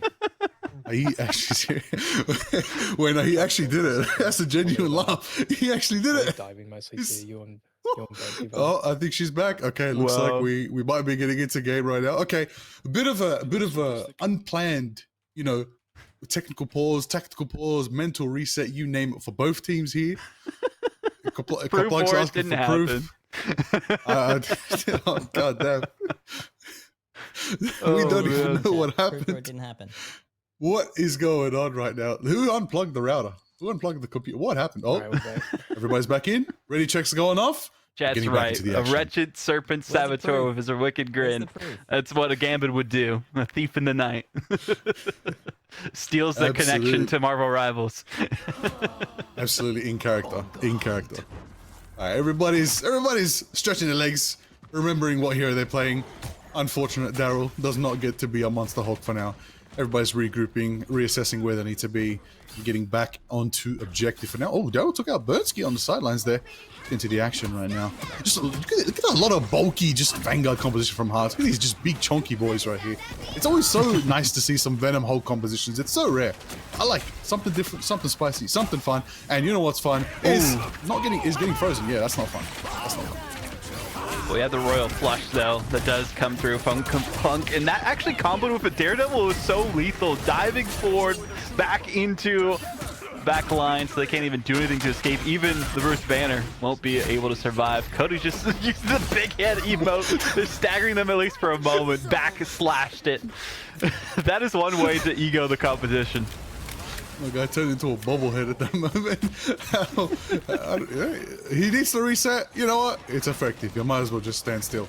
But look, we got to get back into it. Everybody wake up. Everybody get going. Royal Flush rolling out from TzTamer right there. Going to be enabling the Hearts to move on forward. Radar KO taking down Nixia forwards. Burnsky, 5 as well. Zaza with the big plasma. Everybody's taking a pick here from the Hearts. 1-to-1-to-1. I honestly think everybody got a pick there. My goodness. So much. And big head Cody. Absolutely. Absolute ego moment right there. But look, what a flush team fight from the Hearts. Yeah, I mean, that just shows how lethal Gambit is combining with anyone, right? Gives the extra damage, gives them the CC immunity cleanse, gives them the twerk on the objective for the Venom. That is how you taunt your opponents. He's the ultimate meat shield on the pushing factor right there. Big crunch coming out. Big face of the abyss from Ominous right there. Burnsky turning the tide, takes out the Tamer. Gambit down. Could reduce the momentum in defense here for the Hearts right there. Looks like Spades are going to be pushing forward. Vibe taking out Zaza. Vibe gets taken out by Darren. Returning. Period of pause as well. It looks like the pushing power from the Hearts is going to get them to that second gate. We're in the final section of Kunlun, and Ominous is throwing it somewhere. There we go. That's what we want from the Observer team. This is exactly the type of excellence we expect from the Oceanic region. That is the focus point here on the objective, busting it down as they move through the main lane towards their destination. No one can stop this dance party. This is just absolute perfection right here. Absolute form. Whoa, okay, whoa. Don't zoom in too much. Keep it PG. And Tamer's sitting down. Can the Spades get in the fight farming. and just break up this dance party? Come on now, Kablanc. Hit the absolute massive Royal Flush right there. Vibe's taking us off. He's still standing still. Doing it. He's still doing it. He can't stop. There we go. He was stuck in the animation, you know. It could not That was a escape bug. it. Entranced by the twerkage. Entranced himself? Yeah, Too much twerkage. Exactly. Just Absolutely mesmerized loved by it. what they saw on screen at that point in time. They could not look away. Well, there it is right there. Moving forward, big Gambit. Going at it. Daryl taking out Rated Arc here. Everybody's getting enabled. Ominous taking out Period in return. Big slaps. Big thunder claps from Daryl. The Hulk right there. Absolute monster. Plasma Burst still available here too for Zaza Stack. They don't have to worry about defending their PC anymore as they are locked in, and well, there goes Vibe flying away from the team post up that they had. Liking this low-key play as well from Solus. They have the lamps to keep them in the fight and do whatever they need. Now they're just pushing everyone back to the objective. Even with the Captain America on the point, Birdsky doing what they can, just not enough. Good backline defensive efforts by the rest of the Hearts. So even with this pressure being applied, it will be relatively short-lived. Spades are taking their time to leave the objective, or their checkpoint specifically. And now we do have the Plasma Burst, Invisible Boundary, and a couple more ultimates coming through. Ooh, massive Daredevil action right there. Hammer taken down from the Lawyer action. Big clicks from Vibe. And they're taking them straight to the spawn doors, having a bit of a duel right here. Cody on the Fantastic, putting in the work, and Ixia still swinging around. getting that, oh my days, this magic is effective right now, but it's too many Loki clones to find which one's the real deal over here. 1 minute left on that timer. Hearts trying to get that push going. Spades are going to put everything into their last discharged effort. 3 minutes. Oh, okay. 3 meters is going to be the holding point. Ominous is getting in formation right there. Okay, swinging back into action. Take it seriously. If you're going to win it here, push to your heart's content. Spades do capture it back. Stop the momentum. Big slaps coming out from the Daryl right there. But it's actually going to be fantastic. Cody going forward, getting a pick. Taking out 2. Spades are down 3. They're still trying to stall with the Captain America Burnski. Angela is on our screens right now, flying high. Maybe Heaven Falls if they have a chance. But Burnski's down. Imperator's down. 2 meters, 1 meter. Done. Hearts do push it to the end. Oof. Can't even survive long enough to get back for some extra health at your res room, but it will be the Hearts vanquishing their competition a little bit faster than we saw last time. They only had 9 seconds available, so didn't have as much time to hold out as they would have liked. But I think the MVP here was KaPlunk with the PC unplugging. So ZaZaStack had to get reset a little bit. It took them some more time to recalibrate onto the objectives. That gave some more chances for Spades to go through, but also the other MVP is the torques that we saw from Ominous. I mean, they kept the morale high for the Hearts, and that's what they really needed. That is exactly what you need right there. But look, similar situation in Spider Islands, you know. They did push all the way, but Spades made them work for those last few seconds. This time is the moment. Can Spades push it faster? Not only that, take it into round 2, and then try to hold it longer than the Hearts can? That is the question right here. I am happy to see That is the question. We shall see what the answer is going to be, but hey, damage boost? That could be the answer. KaPlunk also mirroring with the Black Widow? Okay, I like to see it. We'll see if it's enough though. Ooh, very, very interesting. I'm actually excited to see what this could turn out into. Also Imperator on the Gambit this time as well, so flex a little bit from the Vanguard onto the Strategist side of things again, going triple support, see if the heals will be enough to sustain them. It's just a sniper battle between these two housemates. Oh, right now, Zada taking out Imperator. A big play right there, rated RKO on the cloak action. Rushing forward for the Venom. Ominous is making it happen. Cody is there in the front line, backing them up nonetheless. So much presence from the absolute. Wow. Just look at, I mean, both of them stretch. When you think about it, Venom and Mr. Fantastic, they just have each other's backs, man. Just they gotta hand it to you over and over with a very long hand. Long hand of the law at this point. Slapping away the competition and maybe getting a bit overzealous there was Ominous, but they're just having a good time with it. They're trying to meme on their opponents and put up those clips for other social media platforms as best they can, but Spades, I like the ego play here for KaPlunk in the classic Black Widow skin. Came out recently with the Battle Pass, but ZaZaStack, they're no stranger to a duel of snipers. They've been handling it in stride. I don't think they've gone down yet so far on this defensive end. So ultimates galore for the Hearts. Proves to be just enough to send everyone back from whence they came and can't do enough to even escape their own spawn hold. Ooh, Ominous taking a bit of damage there. It's going to get nice and healed up by TzTamer and Souls right there. Get some stain back into there. Venom, but Dark Child is out. Nixia's going in. A bit of bouncing on it coming from Cody on the Fantastic over here. Trying to represent down under. Nixia taking out Solus right there. Big plays. 2 minutes left on the clock right now.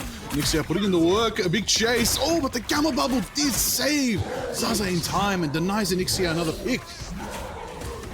That was massive too. It's the World Breaker Hulk versus the other, stomping them down so they can't even escape their demise. Fate of both worlds too. There's the Exile coming through for a moment, but one does have to go down as best they can. KaPlunk just wants to get a finish on to ZaZaStack. That is their main prerogative here, and a lot of time was wasted by the Hearts, and TzTamer will go down to Onyxia, who's just been a menace on the back line. They have not been able to escape their wrath. Yo, speaking of a menace, the Hulk mirror is finally on our screens. Darren and Bernsky, they're chasing each other. I love it. It's absolutely fun to see. I'm liking the mirror matches. We're seeing a bit of that coming through from the Widows. We're seeing a bit of it. You know, Black Widow action, Gambit action, Hulk action. You know, I know Spades can play a bit of Fantastic. Maybe we can see some of that to match Cody. But for now, you know, it's a good pushing power coming out from Spades. Hearts are on the back foot. They do have a couple ultimates online for the next fight, but it all depends on who's going to pop first. And it does. We do have the Royal Flush available for Tamer. They're just looking for the angles for now to see what they can do with it. Good dive in by the Venom to at least get some good damage enacted for now. Vibe's just trying to figure out where best to position themselves, and I respect it. But the Spades, again, just getting pushed back time and time again towards their spawn room. And it's really going to come down to how these ultimates are used in this next team fight on exactly who gets the first pick. And the bounce comes through again. Oh, absolutely lethal in the in that corridor, in that cave, bouncing. The absolute maximum time down for the bounces right there. That is actually so effective from Solus, copying fellow Fantastic Cody right there for that ultimate. That gave him so much value. Daryl as well. And the Hulk putting in right now. It looks like Spades are just in their spawn room. They're getting value. They're getting come up. They're getting the ultimate spawn. Dark Child's out. Then they met with the Monster Hulk. A battle of absolute demons right here. And holy kaplan! Cleans a shot on Zaza stack right there. Widow v Widow backed up by Anixia. Daryl goes for Anixia in return. The Hulks are going monster on each other. This time it's time for the Maestro Bobinsky, who gets exiled. Oh, the lanterns are going to help them at least a little bit for keeping them alive in this fight and wasting that time here. Screenshot it, chat is what they're saying too. That's great. But yeah, Daryl just wasting so much time on the Spades, and even with the massive amount of staggering that we saw happen there, it just did not prove to be enough. So great work for the Hearts to hold things down, waste some extra seconds for this objective to try and turn the corner. Zaza stock, they're just waiting for another snipe, seeing if they can take out Kaplunk, and well, they don't even need to. The entire team of Spades is vanquished except for Burnsky, who's just trying to stay alive for now and hidden from the snipering fire. Absolutely right there. The action going forward. Could it be enough? Zaza's lining up some shots again. Plasma Burst is online if they need. Let's see some action. Ooh. Big shots taking out those low-key copies, taking out the lamps. Seeing who can get the value first, closest to it. Solus goes for another copy, and they're actually going to be going straight for Gambit, bringing out their own Royal Flush right there. That's 2 Gambits on the team of Hearts right now. Oh my days, that is a lot of power to pace through right there. That is going to be a lot. Daryl takes over with KO, and it's another uppercut. Sending Solus to this guy, taken out by Anixia. Anixia's exiled. It's a limbo, doesn't get taken out into safety. Zaza picks him up, takes out Burnsky as well. Kaplunk falls to Cody. It's going to give Hearts time to regroup on defense here. Spade's got to come back out from spawn. This has been such a tough hold for Spades to really escape from themselves. They haven't quite had an answer. The ultimate's not working out as well as they would like. The double Gambit Royal Flush is crazy. Oh, they stopped the twerking. They're like, no, you can't continue with that. You must get off the objective now. So now Cody has the Brainiac bounce, and they're going to enact it whenever they need to. Have some good snipes coming through. Anexia slicing and dicing it through the rest of them. Hulk going unleashed against the competition themselves, and they're only having their own brawl between each other. World Breaker versus World Breaker, Exile versus Exile, stomping them down and crushing their hopes and dreams as they can. You see the Elder Hulk showing them how it's done, but Darkchild comes through the back line and looks for a pick as best they can. Keeps themselves sustained, at least with the health back for now, and that's a good look on to the Loki. See if they can get Zaza, and they can. There's Vibe with one as well. They're finally turning things around in overtime. Gambit can't survive either. This is team fight win we were hoping for Spades to keep them in the competition, but Hearts only need 1 fight win. They're still halfway to go for that checkpoint. Look, Anixia just took us to absolute limbo league right there. Absolutely giving Spades another fighting chance. Hearts do have 1 more opportunity to seal the deal here if they can this defense. Vibes on the point, trying to replicate the aura of the ominous Having a bit of a dance earlier there, but no, not the same. Keep on the fight. Keep on the ball. Ominous takes out Radar KO. Kaplunk on the sidelines with the Widow. Gets pinned down by Cody on the Fantastic. Overtime's ticking off. Only 3 left on the team of Spades. Do they have a chance to portal on? Imperius there with the Doctor Strange to keep the team in congestion in this final fight. Arta making it happen. Zaza takes it on Nixia. Imperius and they're off, boy. No. There's no time. It's done. And that's going to be victory for the team of Hearts. Feast the Abyss is exactly what they needed against the competition. They're chomping down hard and making it so they cannot escape their fate. It was Hearts in a sweep throughout this series, but hey, gave it their all is what we got to see from the side of the Spades. It's just those spawn holds were just too hard for them to escape towards the end of it. And maybe Kaplunk with their unplugging of the competition's PC lit a fire in their hearts for them to dominate them even more so. Pretty much, honestly, pretty much. What is that right there? What am I witnessing? Look at those numbers. Look at the insanity coming out from Cody on the Fantastic. My goodness, that was powerful, but just not as powerful as the entirety of this entire Creator Show match. I'm so impressed with all these players. Look, it's a bit unfortunate it's a 3-0. We would have loved to see these gamers on our screen for a little bit longer, but I don't know about you, Vodable. I think we got to run it back. We got to see some more creators. We got to see some more gaming, definitely. This is fun to see the skill, the potential, the diversity in hero picks that come from these creators. A lot of them are a little bit rusty. You know, maybe a couple more seasons back on the horse, back in the comp grind. We can see them back in their former glory. But I saw glimpses of potential there. You never know. Some of these are also pros as well. We could see them evolve faster than ever. But I'm very, very proud of their performance all here today, especially the Spades. So much potential, so much diversity in their picks. But the Hearts were here. They held it down. They worked around their strengths, and they managed to just enable the powerhouses on their team. So much presence. But I will say, Solus coming in last minute to sub in for the team definitely brought a presence. And I gotta say, those Loki copies on fellow teammates, instead of going for the typical strategist copy, going for a little bit of a fantastic bounce in that low ceiling cave. Oh my goodness, that was exciting. Deadly.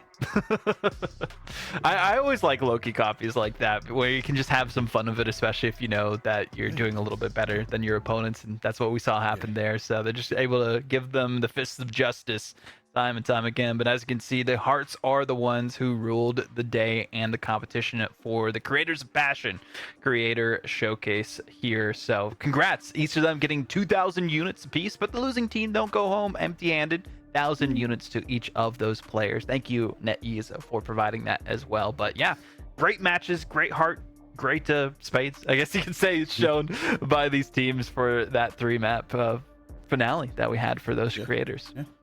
Yeah, and of course, after the break, we are going to crown the MVP and SVP of this series. So, still some more units on the line. And when we come back, we might be doing a couple chat giveaways. Do you and chat want to win some units? We've got some units to give away for the chat. So, we're definitely going to get back on that for sure. And I got to say, that was a good first show match, Vodable, but big props to the team of Hearts. They take the dub here in the entirety of their session today. Congratulations, you know, pat yourselves on the back, at each other, maybe do a queue together. Hit the gears. You can 6-stack again. If you're GM or below, you can 6-stack again. Welcome back, everybody. We're having fun out here in comp. But I think what we're going to do now is we're going to have an interview with the entirety of the team of Hearts. We're gonna have a nice, funny one very soon. But before we do that, we'll get to a little bit of a cheeky break.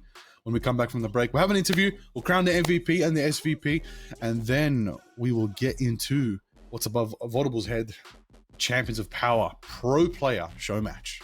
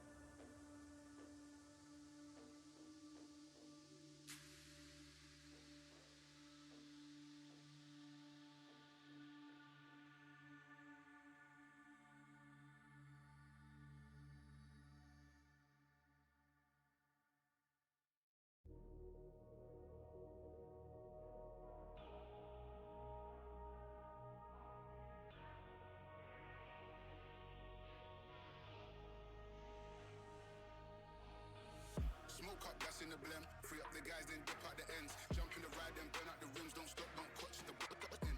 Never in the block with the yacht for events. Skin kept close, cause you putting on them with the tips on 10. Back in the back, that's on tap. Ready to go and jump out.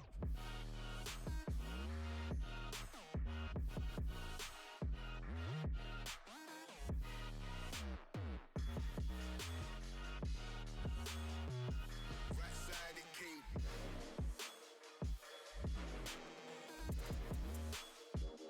Right side.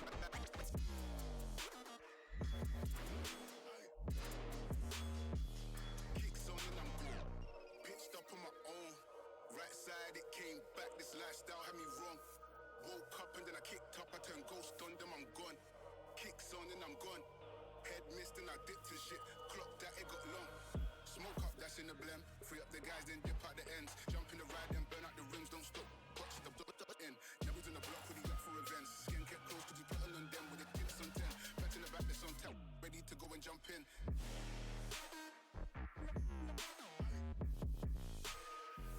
Right side, king.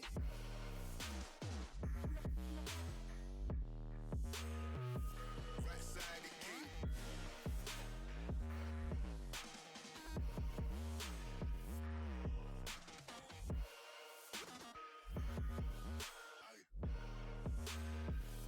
Right side, it came.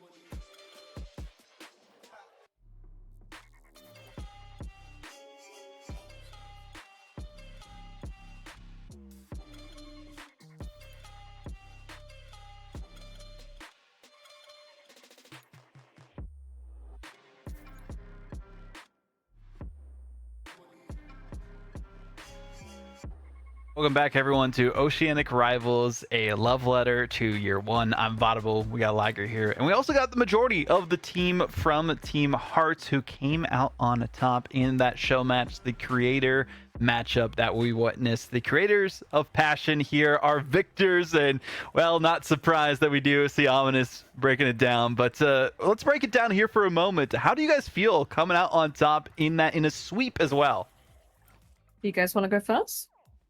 I think TzTamer should go first. Yeah. Well, obviously we're happy, but it was to be expected.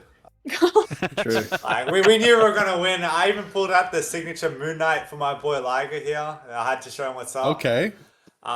Still lobby admin off support, can I just say? Zaza stack carried most games with Widow, like Thanos first picks every round. We got Daryl B juggling the other Hulk around like a toy. Like, I don't know what's happening. Yeah. Like, that guy just got destroyed. And then we have like Omniminous. We have Omniminous over here. He was doing stuff as well with his VP and Thank you. his Venom as well. Yeah, he was pretty good. And then then we had Cody. He had to leave sadly as a job, you know. He took a shift off to be here to play with That's a bad word. You can't say sorry, dog. guys. Whoa. Cancel me. Trigger warning. Oh. He had a JB, if you know what I mean. There we go. Had to go to, and sadly can't be here for the post-game interview. But just know, he would sorry. be- Okay. Just know there would be things being said. Well, congratulations. Y'all already know you win it. You know, the good news is that there's still a little bit of surprise for you guys. Votable, you want to announce who's the MVP? Yeah, so we saw some great plays from, everyone here on the Hearts, but the MVP that we are awarding the extra 2,000 units to is going to be Daryl. I just want to thank. I told you! Give me that! Give me that, bro! I get the MVP. Hashtag secure the ace. Hashtag secure the ace. Sorry about that. Okay. All right. Well, I the game. I really wanted to get that. Sorry about that. Sorry. Okay. There will be something to 4,000 post on Smurf Twitter coin. about how bad 4,000 everybody Smurf coin. All my Smurf coin, bro. I told y'all. Okay, it's fine. Yo, it's so loud. It's so Sorry loud. about that. All right, I'm listen. sorry about that. The Hulk screech is all we heard. That's, I just get really. I have a lot of passion for this. Talk. Rivals. I love Marvel Rivals too, mate. I love Absolutely Marble love it. love Marble Rivals, bro. Absolutely. All right. Well, look. Any final words you all want to say to the folks at home? Are you hoping to come back to a future event here? Yeah. For sure. For Daryl Banner. Yeah. So me and Cody Okay, were cooking up before the game to do the Venom and Fantastic ult combo to kill through support ults, and Daryl didn't believe us. He said it wouldn't work, and we did it first try. He bounced to bait Lunar ult, and then I ulted on his last bounce to kill through Lunar ult, and Daryl said it wouldn't work, and I proved him wrong. We proved him Can wrong. I have a counter argument? Could I provide a counter argument to that? No. What do you mean argument? This is Like- a like- winner's like a- speech. could I- Say sorry, thank my you, winner's- everybody. I just want to say- say, opportunity. I just want to say thank you, everybody. Like, I'm so There we happy go. I got this opportunity. Like, genuinely, I think I played 300 hours of Hulk for this. It's all worth it in the end because I got 4,000 coin and I got to play with my friends. I love it all. Friends? Yeah, I'm Okay. let's just. Well, I want to let's not talk say about that. GG's well played to everyone. GG. Oh yeah, GG's to the other team as well. GG Yeah, they to tried that. their Yeah. best, you know Off what? the battle. Yeah, they tried their best. They Good tried. shit. Oh, The PC no. unplugged didn't work. It didn't work. Did it actually happen? Did your PC get unplugged by Kaplunk Zaza Stack? He physically turned off my internet and crashed both of my streams and my game That's even worse. and my Discord. Holy Yeah. actual sabotage. All right, It was hard. The game's the game. Thank you very much, Team Hearts. Congratulations on winning the creators of Passion Show Match. We hope to see you all again in a future event. Make sure you sign up. Everybody, give some love to them. You already know, ! bracket in the chat. You can go check out the tweet, check out their socials, check out Team Hearts, check out the Absolute Team Spades as well. We're going to get into a pro show match very, very soon. Thank you very much, Team Hearts. We hope you have a good old night and enjoy the rest of the show, of course. Thank you. Thank you very much. Yeah. We also have to announce the SVP there as well, and it was Anixia on the other side. So shout out to Anixia. Yes. Yes. Yes, shout out Nixia, the absolute magic specialist, is taking the SVP bonus prize as well. Thank you, teammates. Have a good one. Oh, we've already been dragged out. Never mind. I'm way here. We're back here. I didn't realize we got dragged out. W Production keeping us on the move. Now, we just jumped out of a winner's interview, but now we're getting into a pre-interview again. We're going to have a yap with two representatives of these next two teams. Now, we are talking about seasoned veterans in this past year, the pros of the OCE, not only OCE region, but Pacific as well. We're talking MRC Pacific specialists. One of these players actually won MRC Season 4, so that's big. There we that's go. Big. That's huge. Yep. And a couple players have also, taken the trip all the way to Guangzhou, taken the trip to Atlanta as well. You saw it all there on stage, Vodable. It's big. We got some big players.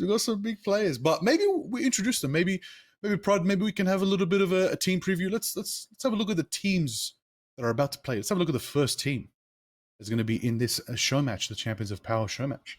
It'll be cool to see. And of course, as we know, these are some big players. It was very hard to make these teams as balanced as possible. Balanced as possible, but as best we can. Let's have a little. Yeah. Tell me, Vodable. Tell me about the diamonds. That's all I gotta say. Oh, we got Donald or LeBronald on the diamonds here as well.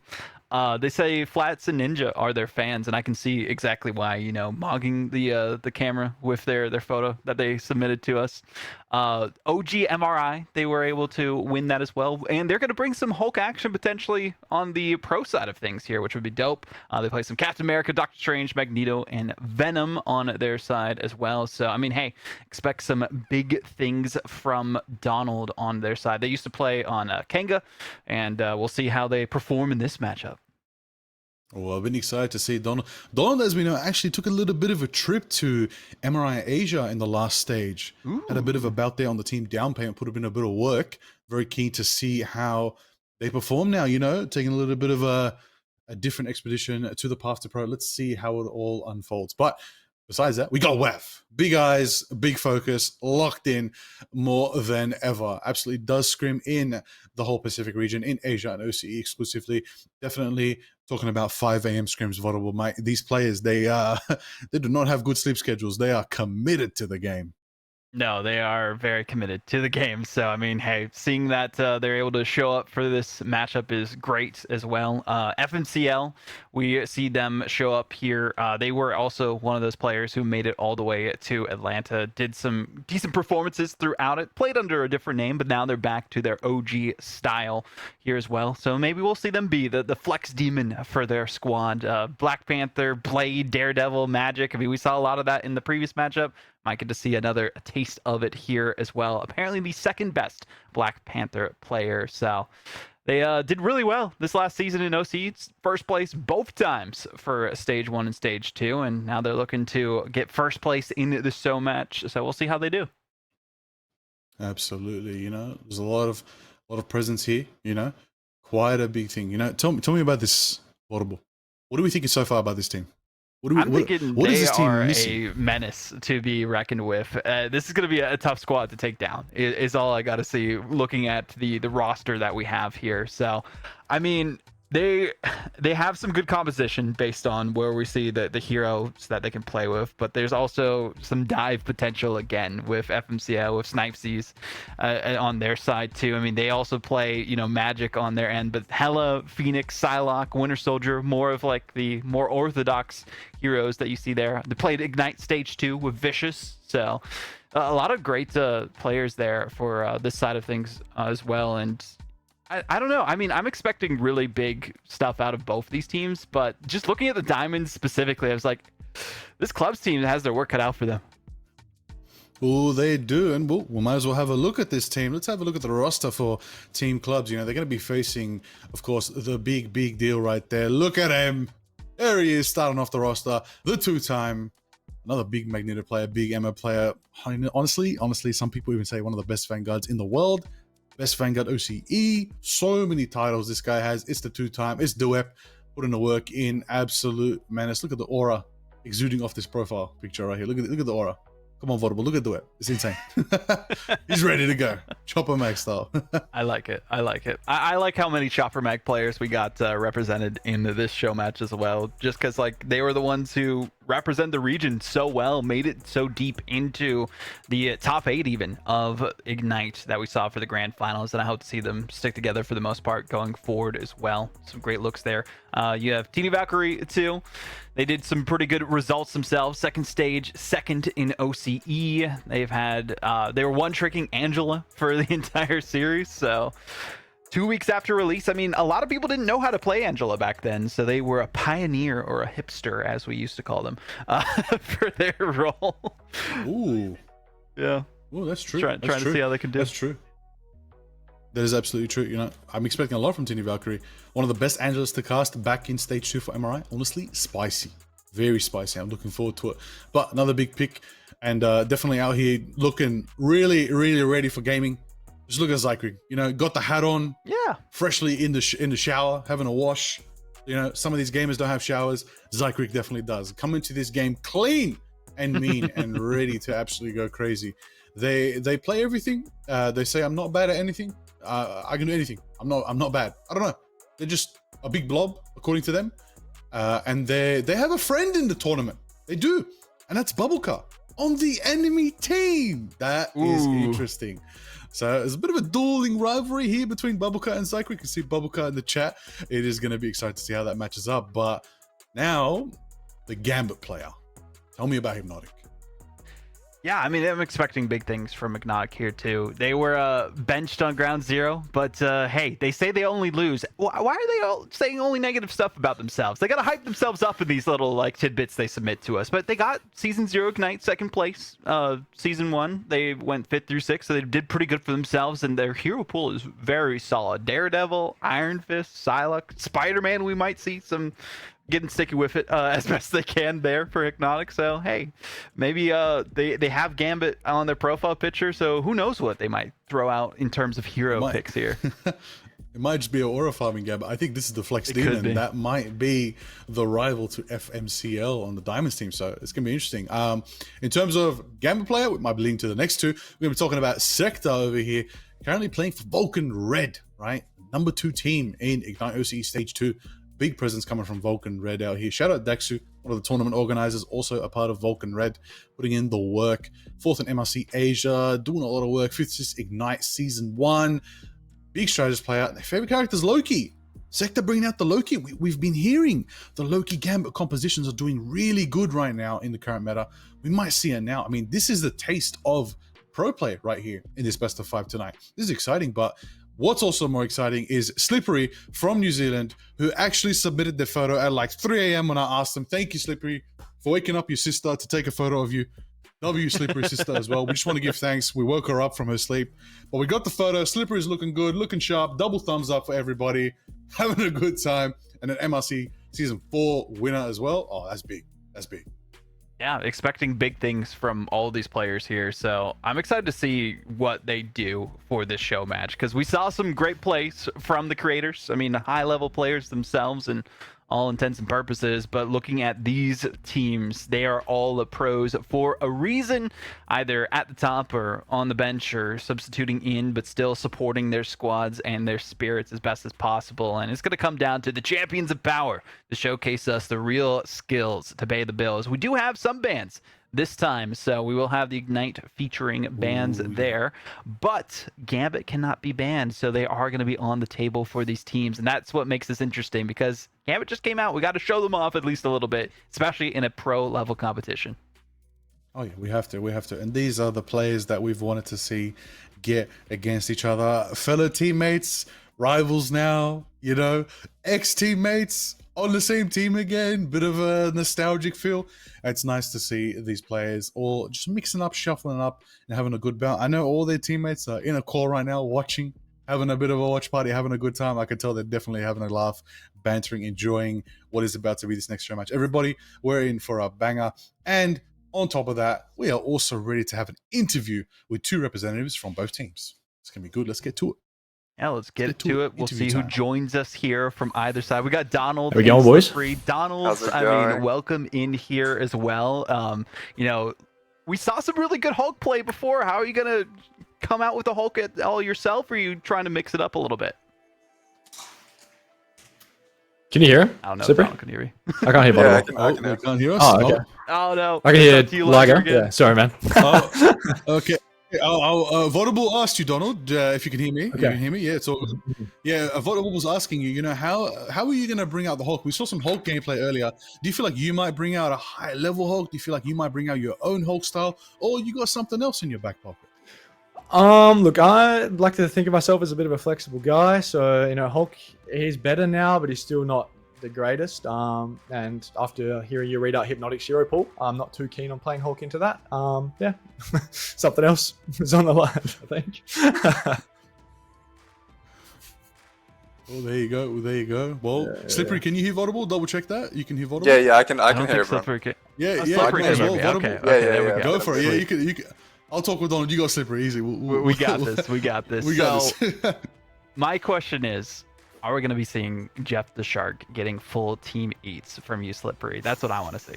I mean, like, if you saw our MSC finals game against Xavier Hope, I got a 4-man eat against them. Yep. Look, I'm only looking to recreate and go better on that, and I'm looking for 6-man eats every single game. Like, it There we depends if they're go. too scared to ban it out or not. Just comes down to their team. Oh, that's right. That's right. Look, I want to know, Donald. Listen, you had a bit of a trip, Donald. You went off to MRI Asia, took a little bit of a step away from MRI OCE Stage 2. Do you feel like you've got some secrets you want to bring out to your team here? You feel like you want to shock these OCE players with some, overseas strategies? Oh, I mean, look, having 6 teammates that speak the same language, like, get ready, man. I've had that.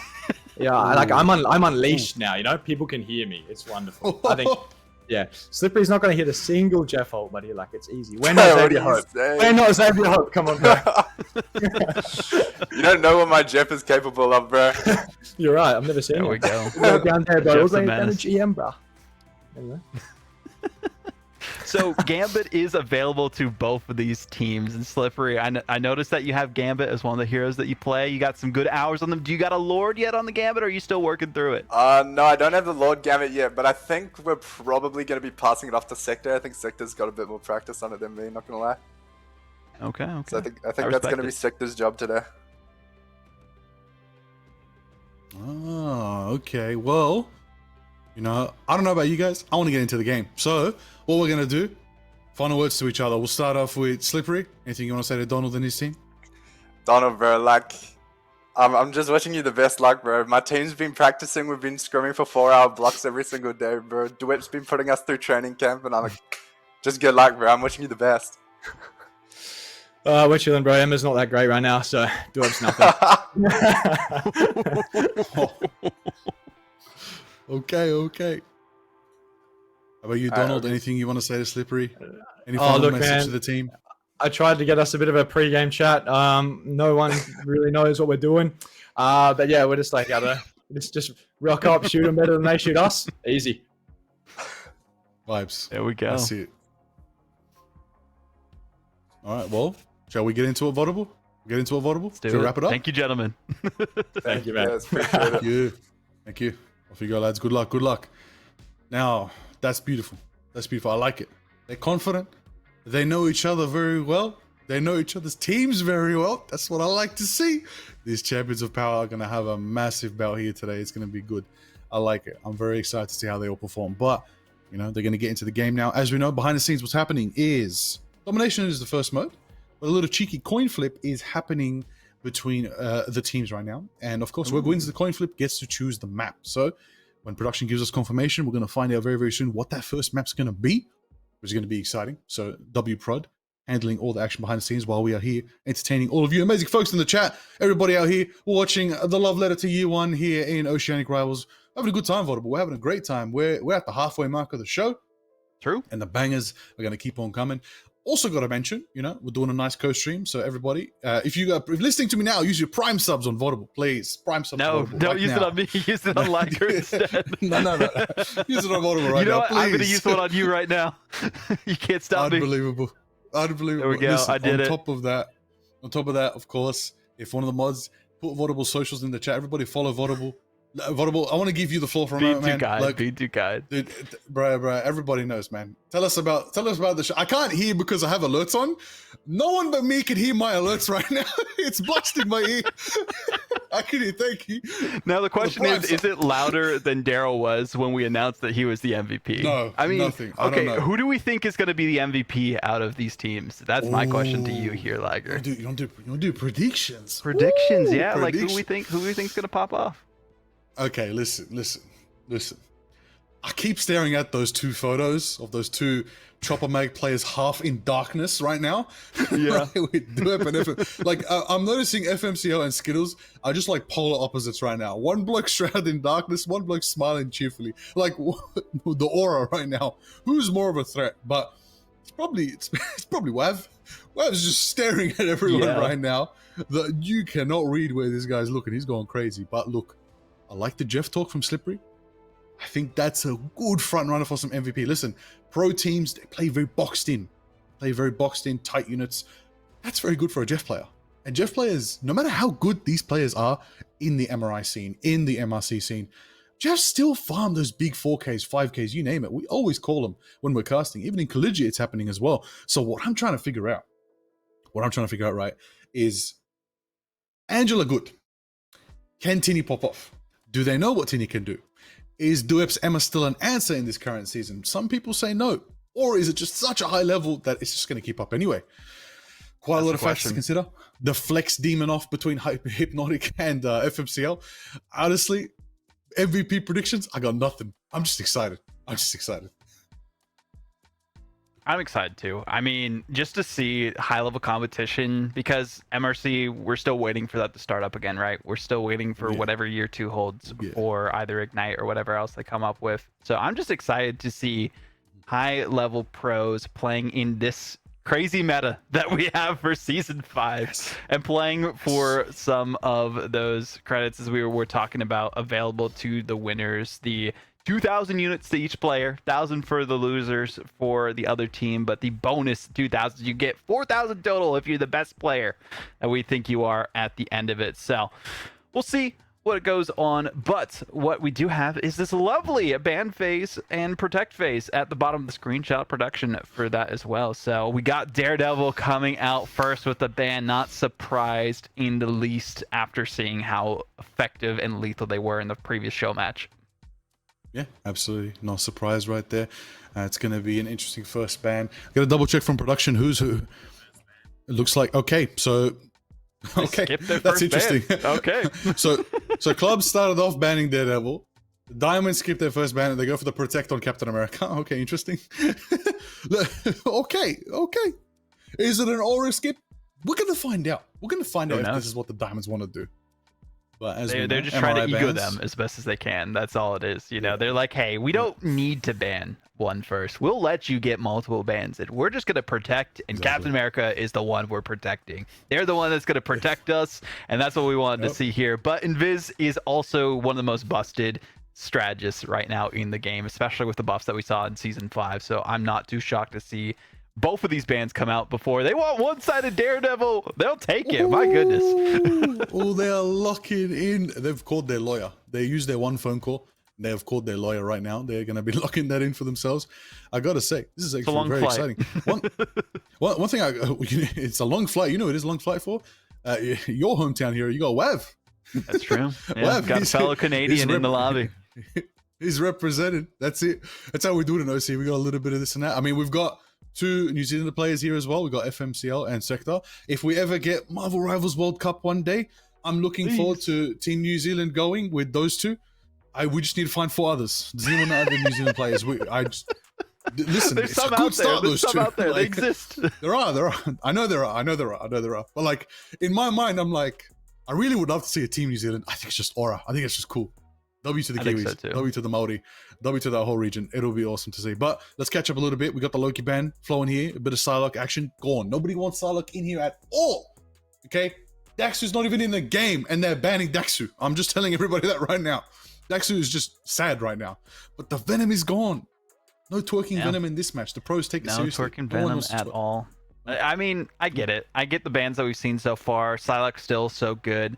Loki, they don't want to see the clones coming out specifically, depending on, you know, if we get double Gambit, you don't want to see that be a thing, especially because of how speedy you could be with it. Also, the Mantis Protect, that's actually huge. Mantis and Gambit is a force to be reckoned with from what we've seen as well. So that's going to be a force to be reckoned with. I mean, I'm expecting some triple support from these teams. So I'm curious what the final ban is going to be coming out from the clubs themselves, what option they're going for on this one. So we didn't get the original ban if you're just tuning in from the side of the Diamonds. So they just like said, hey, we don't need it. Maybe we don't see a ban on the other side to give them some credit, but no, they're banning Loki. No one can have Loki. No one can have double Gambits. So we don't have to worry about too many flushes coming through.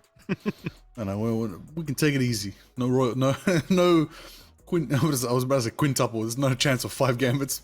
No quadruple royal flushes here today. We're gonna stick to just one apiece. I like it. It's a good comp. I'm chilling with it. What I'm thinking as well, right now, bans are locked in, protects are locked in. Both teams got that cap.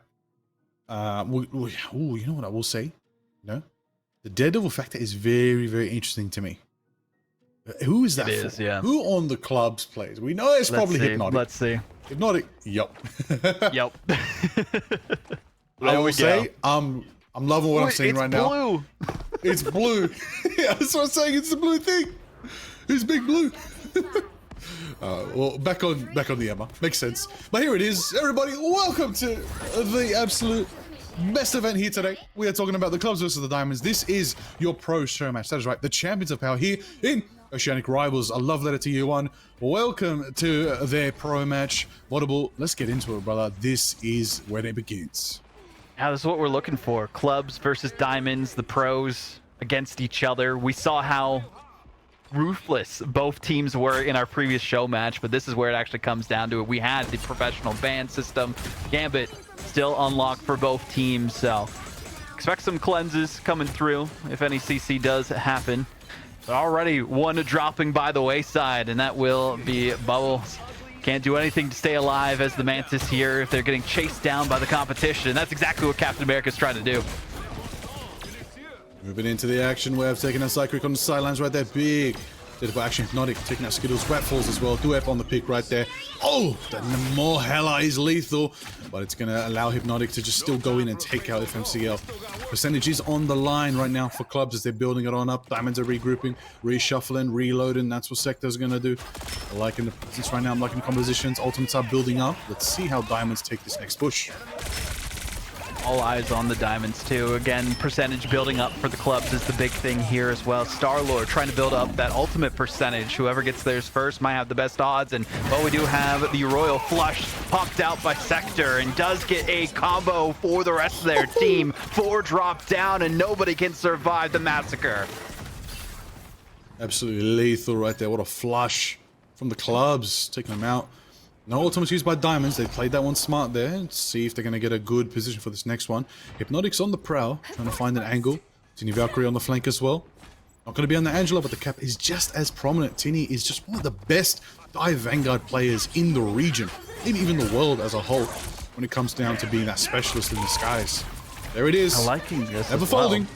Yeah, the fold going directly into the objective itself. You have the Whale Unleashed by FMCL, Galactic Legend by Zykric, just double themselves and looking for the triple onto the Gambit. Captain America blocking them out and forcing them down, giving them some pressure against the odds. And well, Diamonds, they will be formulated underneath that pressure, but there is the Freedom Charge coming through by TD, as you mentioned, one of the best dive tanks in the game, and the region can't be stopped for now. Well, they are there. Big sedation. I think Bubblecuh's hearing you. Bubblecuh's listening to the casters right now. Yeah. he's like, no, I got you. I'll prove you wrong. Assembling forward, as we know, the new ultimate from Captain America, Freedom Charge, also charges up your teammates' ultimates. That's going to give a lot of sauce to the squad right there as they're building up their ult spot. Sonic Seduction coming up from a big, absolute Diamond Fist, absolutely deleted Snipzy right there. Putting in the work, going Emma v Emma right now. Bit of power coming too much forward from this duet right here. Zykric cleans up, Bubblecuh taken down, and that's 100-0 in favor of the clubs. tried to do what they could towards the end. I get popping the ultimate, but it felt a little too late for them to sustain themselves on the objective. So the clubs were able to close things down afterwards, and the Diamonds gave it their all.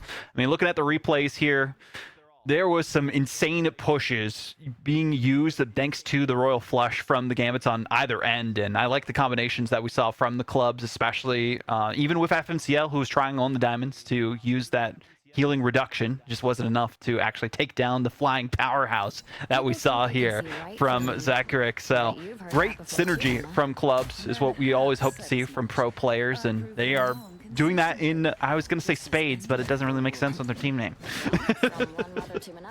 True right there. Looks like a bit of a switch up of the team compositions, potentially some symbiote shenanigans. I like what Vav and Skittles are cooking there. I like a bit of the Jeffrey action with a bit of venom. It could be good. I will say though, I'm really consistently liking what clubs are rolling out with. They do have Invis on their side. That is a big advantage they have, as well as the Daredevil. Their bans really are playing in their favor so far right now. But Diamonds, they got more momentum. They got that outsource speed boost coming from Skittles. Bubblecuh's there as well. They got a really fast team. And FMCL, look, Onyxia is cracked. But I know FMCL's magic is something to behold as well. So I'm keen to see it. Really got the pick. Double KO coming out for the Daredevil, laying down the law of the land. There's the triple coming through. Can they get one more for the road? Well, the team gets credit either way. It doesn't matter. They built up their alt charge quickly from the last map into this one to have just reigning supreme on the throne. That's what we like to witness from them. But now the dive comes out again, and Diamonds have their work cut out for them. Now moving in 50% climbing for the club's team right here. I like what I'm seeing with the, you know, Dark Child almost online, Face of the Abyss for the Diamonds. Could be big, but let him out. Hypnotic's going in. Gonna charge on in directly. We get a POV on the Daredevil very soon, who's going to be going forward. Hypnotic's taking out FMCL, taking out Bubblecuh like a demon in the skies right now, and absolutely smashing through. Duep takes out Web. That's another clean fight for the clubs, putting Diamonds on the back foot right there, but Diamonds have ultimates. Can the Jeff get out? Can he escape from the Daredevil? The Lawyer is absolutely chasing him. Holy, it's a scoop! It was a bait! Skittles is gonna get away with it! Skittles is running away with a big, I believe, Daredevil. Just Hypnotic. Do they bash the Daredevil down? Do they have enough power damage? They do, and they take down Hypnotic. That's big value. Yeah, that's a massive stagger. Hypnotic had the most value out of their ultimates and their oppressiveness onto the back line. The Galactic Legend does pop through again as they vanquish them. They send them through the portals into another dimension. Doesn't matter. They'll still have to get chased down. But there is the dueling Galactic Legends, and it comes from the other direction this time. So Snipzy gonna get some good damage going through, but won't be enough. Freedom Charge sustaining their team on the point for now. The clubs doing some great work to turn things back into their favor. Again, team fights not working out for Diamonds so far. Not their favor, but 80% is climbing. One final chance for the Diamonds to make it happen right there. Donald's on the hole, could be big value right there. Let's go see if they're going to move it forward. Skittles building up that ult charge. Bubblecuh does have Amplify for the next fight. It's going to be able to boost the rest of them to try to build up their ultimates. Let's see if it's going to be enough. 5% of climbing. Donald's going to be the one to contest with a big Hulk jump right there. Seqtar's into exile. Gets caught out by the Hulk. Gets away with the abilities. Pops the ultimate Royal Flush right there. Amplifies to meet the damage. Both teams getting sustained and boosted by both strategists right here. Overtime's going off. Nobody is being taken down. Donald's taking quite a bit of damage and does go into the Monster Hulk form to survive. Huge for Donald to at least stay on the objective for now, keep the OT going, and the rest of their team able to at least lock things down for a little bit, pushing them away from it. But there was a good eat that came through, but only got one from it. Could not get the Gambit, who's able to survive for now. So good looking out is Seqtar. We mentioned, well, they mentioned during the interview that they would be the one to look out for there, and they're just more being a nuisance to this Jeff, trying to see if they can take them out, but they're also just getting separated from their team. There's a Wolverine depositing them off the map into their demise. I absolutely love that. Just intense 1v1 between the Jeff and Gambit. You know, Gambit seems to be the one winning all the 1v1s against the duelists, but hey, Jeffrey still kind of holds it down. Bit of sustain, bit of dodging, bit of quick movements. Gambit's still going to have a tough time trying to throw those cards against that land shark, I'll tell you that. But holy, the Wolverine, the jump scare is back into action right now. Absolute shredding is happening, but Web takes him down. Another Galactic Legend, one drop, see if they get another. Can they go for the 3-piece themselves? But at least the value they've gotten so far proves to be enough. Letting the devil out now. Snipzy can't really sustain as long as they would like, so Hypnotic does get one for the road. Can they get the Venom? Yes, they do, and it will be the clubs sweeping the competition right before the portal comes out. No, so close was the Diamonds, but the team fights just continue to rally for clubs, and I guess that practice that they were talking about has worked out well enough. Listen. Daredevil's got them, what is that, billy clubs, truncheons, whatever his weapons are. He living up to the name of Team Clubs, I'll tell you that. That's got to get banned out. That's got to get banned out right now. No more aura bans. We're not skipping bans. You can take it seriously. Get those bans out, or ban it and secure it for yourselves. We know there's a great Daredevil player in FMCL on the Diamonds. Let's see how it all unfolds. But right now, I feel like they're warming up. They're getting used to each other. Donald did mention the team didn't get too much warm-up time today. I did see, the clubs were in a VC pretty early, doing some warm-up. So right now, a little bit of a catch-up game for the Diamonds, but nonetheless, still a great performance. I'm very excited to see how it all unfolds.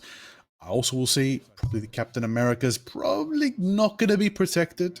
I don't think it was too overwhelming of a factor, but nonetheless, Gambit is a factor to consider. It's not banned, not protected. It's on option for every team. So really, it's all about how you're going to build around your Gambit right now. And Seqtar seems to be putting in the work, but the Diamonds didn't even want to run him. Diamonds aren't even going to bring out the Gambit. I think it makes sense. I think the big thing here is like having the Gambit and the Captain America means you have that double ult charge, right? Because the Gambit ultimate also charges your ults for a certain percentage. So I mean that's a huge thing, is that you have like more speed to getting your ultimates, and that's why we saw Star-Lord, who gets their ultimates so quickly in general, build theirs up so fast, and it worked out better for the side of the clubs. They got more value out of their ultimates that they were able to use there as well. So some good looks for the club side of things, and we talk about, the synergies from this team just proved to be enough for them. I love seeing this 1v1 between these two, and unfortunately for the Diamonds, they just couldn't do enough. But this was the MVP moments to close things out in my mind that we saw from Zykric, just using that ultimate for the Galactic Legend, and then we also saw Hypnotic on the Daredevil. Like, those ultimate usages, they just didn't have enough of a counter from the Diamond side. So yeah, maybe banning out the Daredevil will help them, but I think not having the availability to ban out Gambit makes it so difficult, because I feel like going into MRC, Gambit is going to be the most banned hero.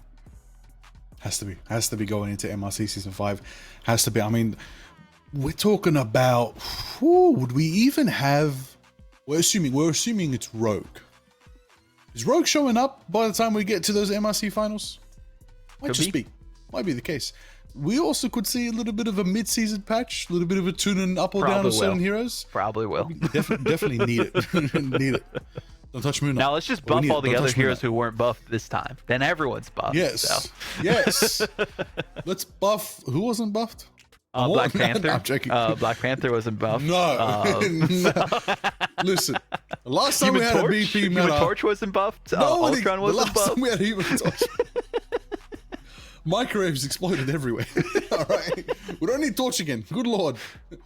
All right, there are certain players out there who just dominate the field. But actually, you know my theory. My theory is. What is your theory? Think Rogue.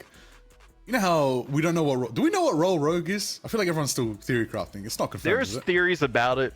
I cannot confirm nor deny, is all I will say. All I will say is it better be a Vanguard. It better be a Vanguard.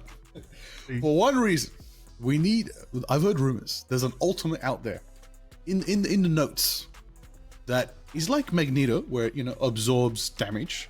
Yep. But in this case, is an absolute black hole of a vacuum for healing.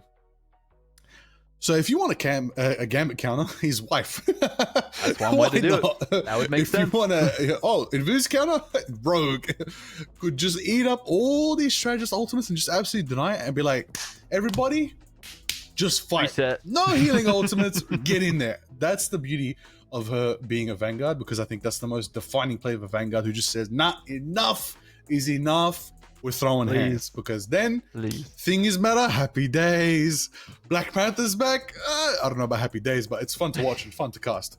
I love watching. I can't even see.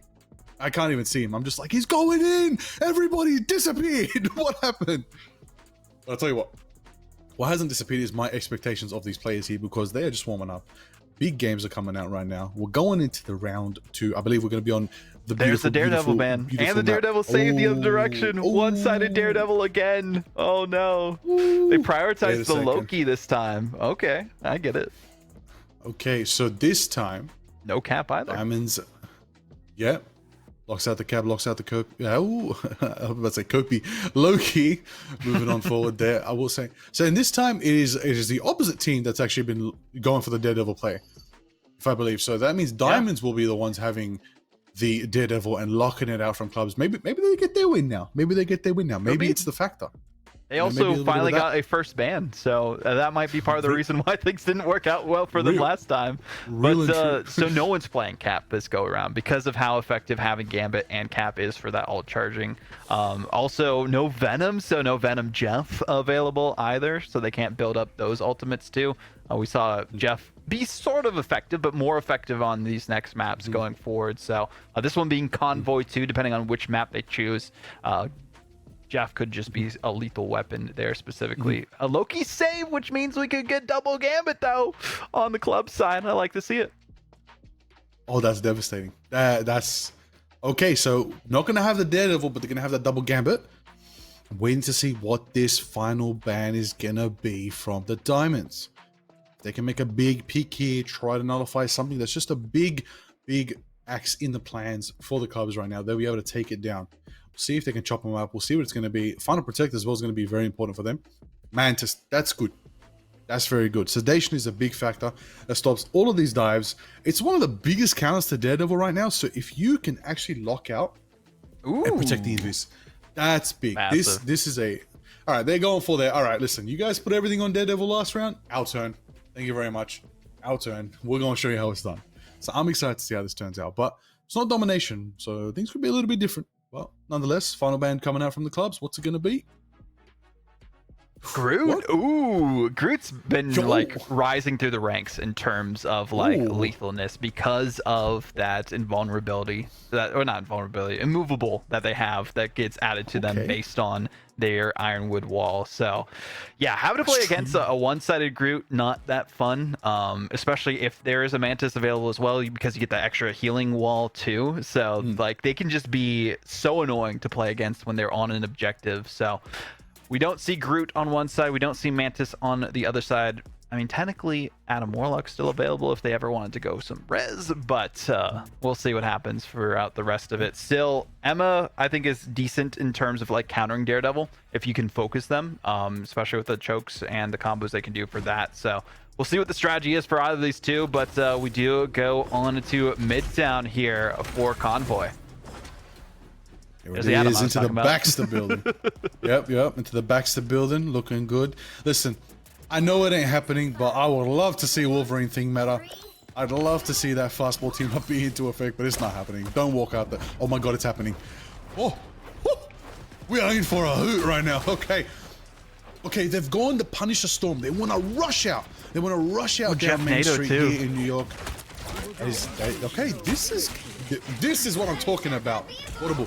Year one in a nutshell. All these different comps over the years coming out. Thought of bringing out the thought. Look, they saw the composition the clubs have, and they're going back and switch. They brought it out. They switch off the Wolverine thing, bring out a bit of different action, and that's going to be good power for them. Clubs are holding it down a little bit. The Loki lamps are down already. That's going to be the rune set. Seqtar's already close to ultimate. 85, 86, close to 90. On the other side, good stuff does. FMCL, Donald gets a big on there, taking out Zykric. Hypnotic's down as well, and they're shredding through. Defense cannot hold up to this massive amount of damage, and hey, if you don't have the damage available to you for the boost, well, just use the Storm instead. They got a little bit of a buff themselves, so nice to see it actually working out pretty decently for them. But on the side of the clubs. They will teleport in because they do not want to waste too much time. Omega Hurricane comes through. It's Jeff available, so they can do the Jeff NATO. We'll see if it's activated. There it goes, gobbling up the competition, but they will take them down just fast enough because they had enough damage themselves on the clubs. And we did see the God of Thunder come through by Donald to push them off the objective, save their teammates as best as possible, and Slip still has their ultimate available to bring them back with the revival if necessary. A good pushback from the clubs where the Diamonds felt like if that portal didn't come through, could have taken it to the bank. Absolutely, definitely good execution right there. That's 3 Vanguards on the side of clubs right now. And yeah, that's just going to be a massive defensive lineup right there. But Diamonds have the composition you want when you're facing these 3 Vanguard and 3 strategist compositions, especially with that Adam Gambit combination. Even the Loki is a factor to consider. That is a terrifying lineup, oh my goodness. But what's more terrifying than that? An absolute Punisher going straight for your Groot's head, shredding Tinny so fast. Follows it up, but Seqtar takes out Snipzy in return. Duet follows taking out Bubblecuh, slips back and bringing, with a bit of Karmic Revival, bringing their Groot, TiniValkyrie, back in the fight. Potentially a misuse, but at the same time, it's good value because at the end of the day, they got a minute 30 on the clock and they want to keep their whole team there for the entirety of the defense.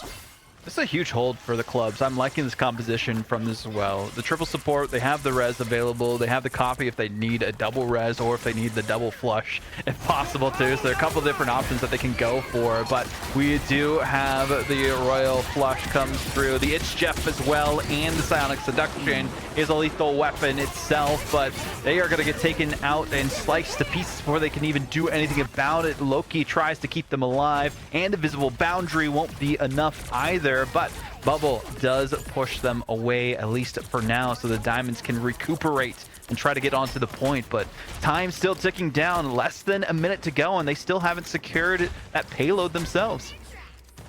They haven't indeed, but with presence right now, Donald on D'Angelo, big flying presence. Snipzy has that Kraken impact. I was about to say Karmic impact. That's Slip actually who's got that Karmic impact going into the action.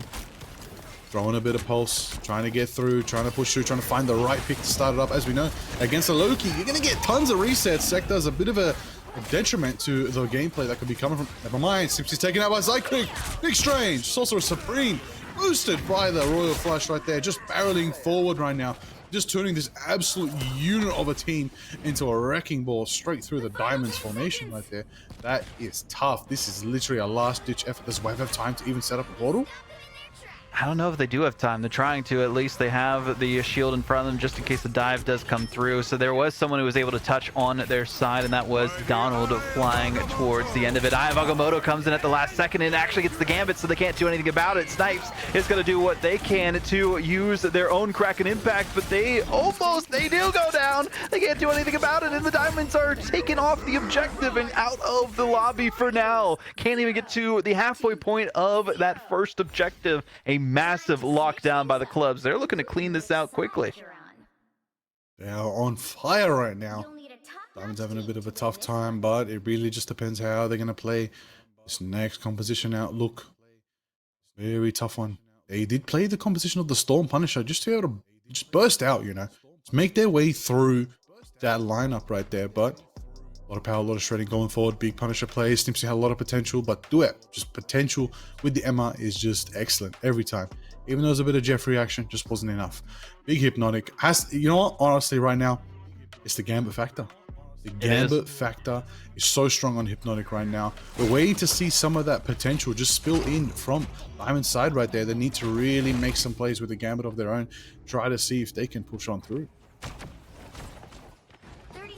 That's the question. Can they push on through? Not much meterage needed by the clubs to lock things down and be one step away from sweeping the competition here in our pros show match. Again, 2,000 credits available to each of the winning players, 1,000 for the losers, but an MVP of 2,000 as well awaiting. I mean, who do we think MVP wise so far for the clubs? Ooh, you know, at the moment, I kind of have my eyes on Slip. Slip's kind of like an unsung hero right now. It's just so consistent. Always there to play with whatever the team's about to pull off, and just that extra pillar to every composition. It's clean. I like it. I like all the way that these players are playing so far on the clubs. Diamonds have been doing what they can, but it's been a bit more of a struggle. I mean, if the hours were to be believed with 4-hour scrims before this from the clubs, you could see why that synergy is there from them. But the Assassin's Charge does come through, not enough to ruin the day of zykric here. I like the way that he's chasing it down their backline, making it so they can't even escape their demise that time, and some good looks from them. Non-stop push forward, and only a couple more seconds might be needed. Portal does come through that can't be countered. It's Jeff just waiting from Slip to try and take one of them out of the equation, and it will be the Invisible Woman. They don't even have to worry about them. Only one support keeping them alive on it, and it will have to be Bubble. Skittles actually doing what they can too. And again, it's just not enough on their side for the Diamonds defensively. One final push, and that was all that was needed for the clubs. Just took a couple of seconds on their end. There it is. There it is. A quick run on a midtown for the clubs. Right there. Making it happen for themselves. Seqtar with the MVP on the Gambit. Your costume's looking fire, I'll tell you that. Hey, we want to showcase the new hero. There it is. Seqtar understood the assignment. Master of Thieves. Tough situation for the Diamonds right now. But hey, I've seen these players come back many times before. Question is, with this new composition, with this new team, with these new friends, do they have what it takes to bring it back? The creator show match, we didn't get to see that scenario, but pros have been known to turn even tougher situations to their favor. Now, what we are going to do, of course, we're going to have a little bit of cheeky look at the replay, some of the best moments from that map entirety. But from what we've seen so far, Vodable, you know, who do you think's standing out? Who's stepping up to the pace? Who's that MVP? zykric specifically for me. I mean, the way that they performed on the Star-Lord in the first map and also on the Punisher here, just laying in the damage against the competition that they really couldn't have an answer about it. But everyone did well on the clubs, specifically in this map. I mean, Seqtar on the Gambit really being the one to enable them. It was huge there as well. Yeah. Seeing how they were performing and why they were able to get so much pressure against the other team and all the heals, the most heals, mind you, in the game for this specific map. So it's really tough to know as we go into that third map in just a little bit on how things will unfold in terms of the MVP winner for that race. But right now, those are kind of like the two names that are in my mind specifically. What about you, Liger? Well, look, MVP, SVP is pretty good. It's pretty good right now. I'm not, I'll tell you what, MVP, SVP, if I'm playing this tournament, if I'm playing in this round, if I'm playing in the show match, last thing on my mind. If I'm clubs, I'm trying to seal the deal now. 3-0. Yeah. 3-0, done. Walk away. Go home early. Sleep early. Wrap up the show. Sorry, mate, you wanted the competitive pro show match? Nah, I'm here to 3-0, done. But from the Diamonds, I'm here to put on a show. I'm here to turn it around. I'm here to get a map on my team's board. I'm here to get another map on my team's board, take it to the 2-2, and steal it in the final potential match. That's what I would love to see from the Diamonds. But at the same time, if the clubs take the 3-0, hey, it's anybody's game. But MVP, SVP, yeah, it's some extra points on the board, extra units in your pocket. Get yourself that new skin that you want. Get yourself those new costumes. That, hey, Doctor Strange one looking dapper. We saw it earlier on in Predator. Beautiful. New Magic one, flyer. Absolute 2000s Y2K vibes. We love it. What I'm saying is, get that blue thing. Nah, I'm joking. Anyway, that's in the battle pass. That's in the battle pass. I'm cracking up too many jokes right now. Most important thing, I'll tell you what, look, for the Diamonds right now, I've got my eyes on that WAV. I think WAV's got some potential there. Try and turn the tides here. I think we can see something really unique. It'll be a good one.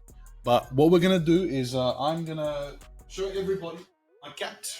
Everybody say hi to Momo, the cat. And we're going to cut to a little short break while I feed the cat. And yep, she doesn't want to be held right now. She wants... No, she's meowing. She doesn't want to be held. Aww. And that's Momo. And we're going to cut to a break. And when we return, Vodable, mate, we're going to have an interview with 2 more representatives from the pro teams. Woo! Why are we still zoomed in on me? Zoom out. Get out. Zoom out.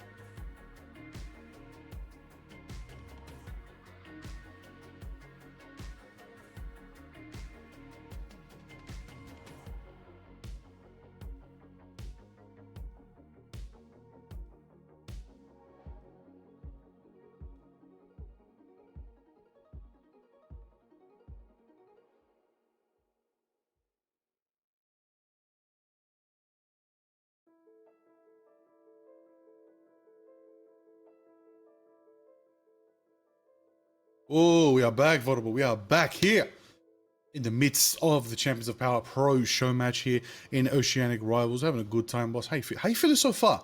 How you feeling about this OC talent you've been watching?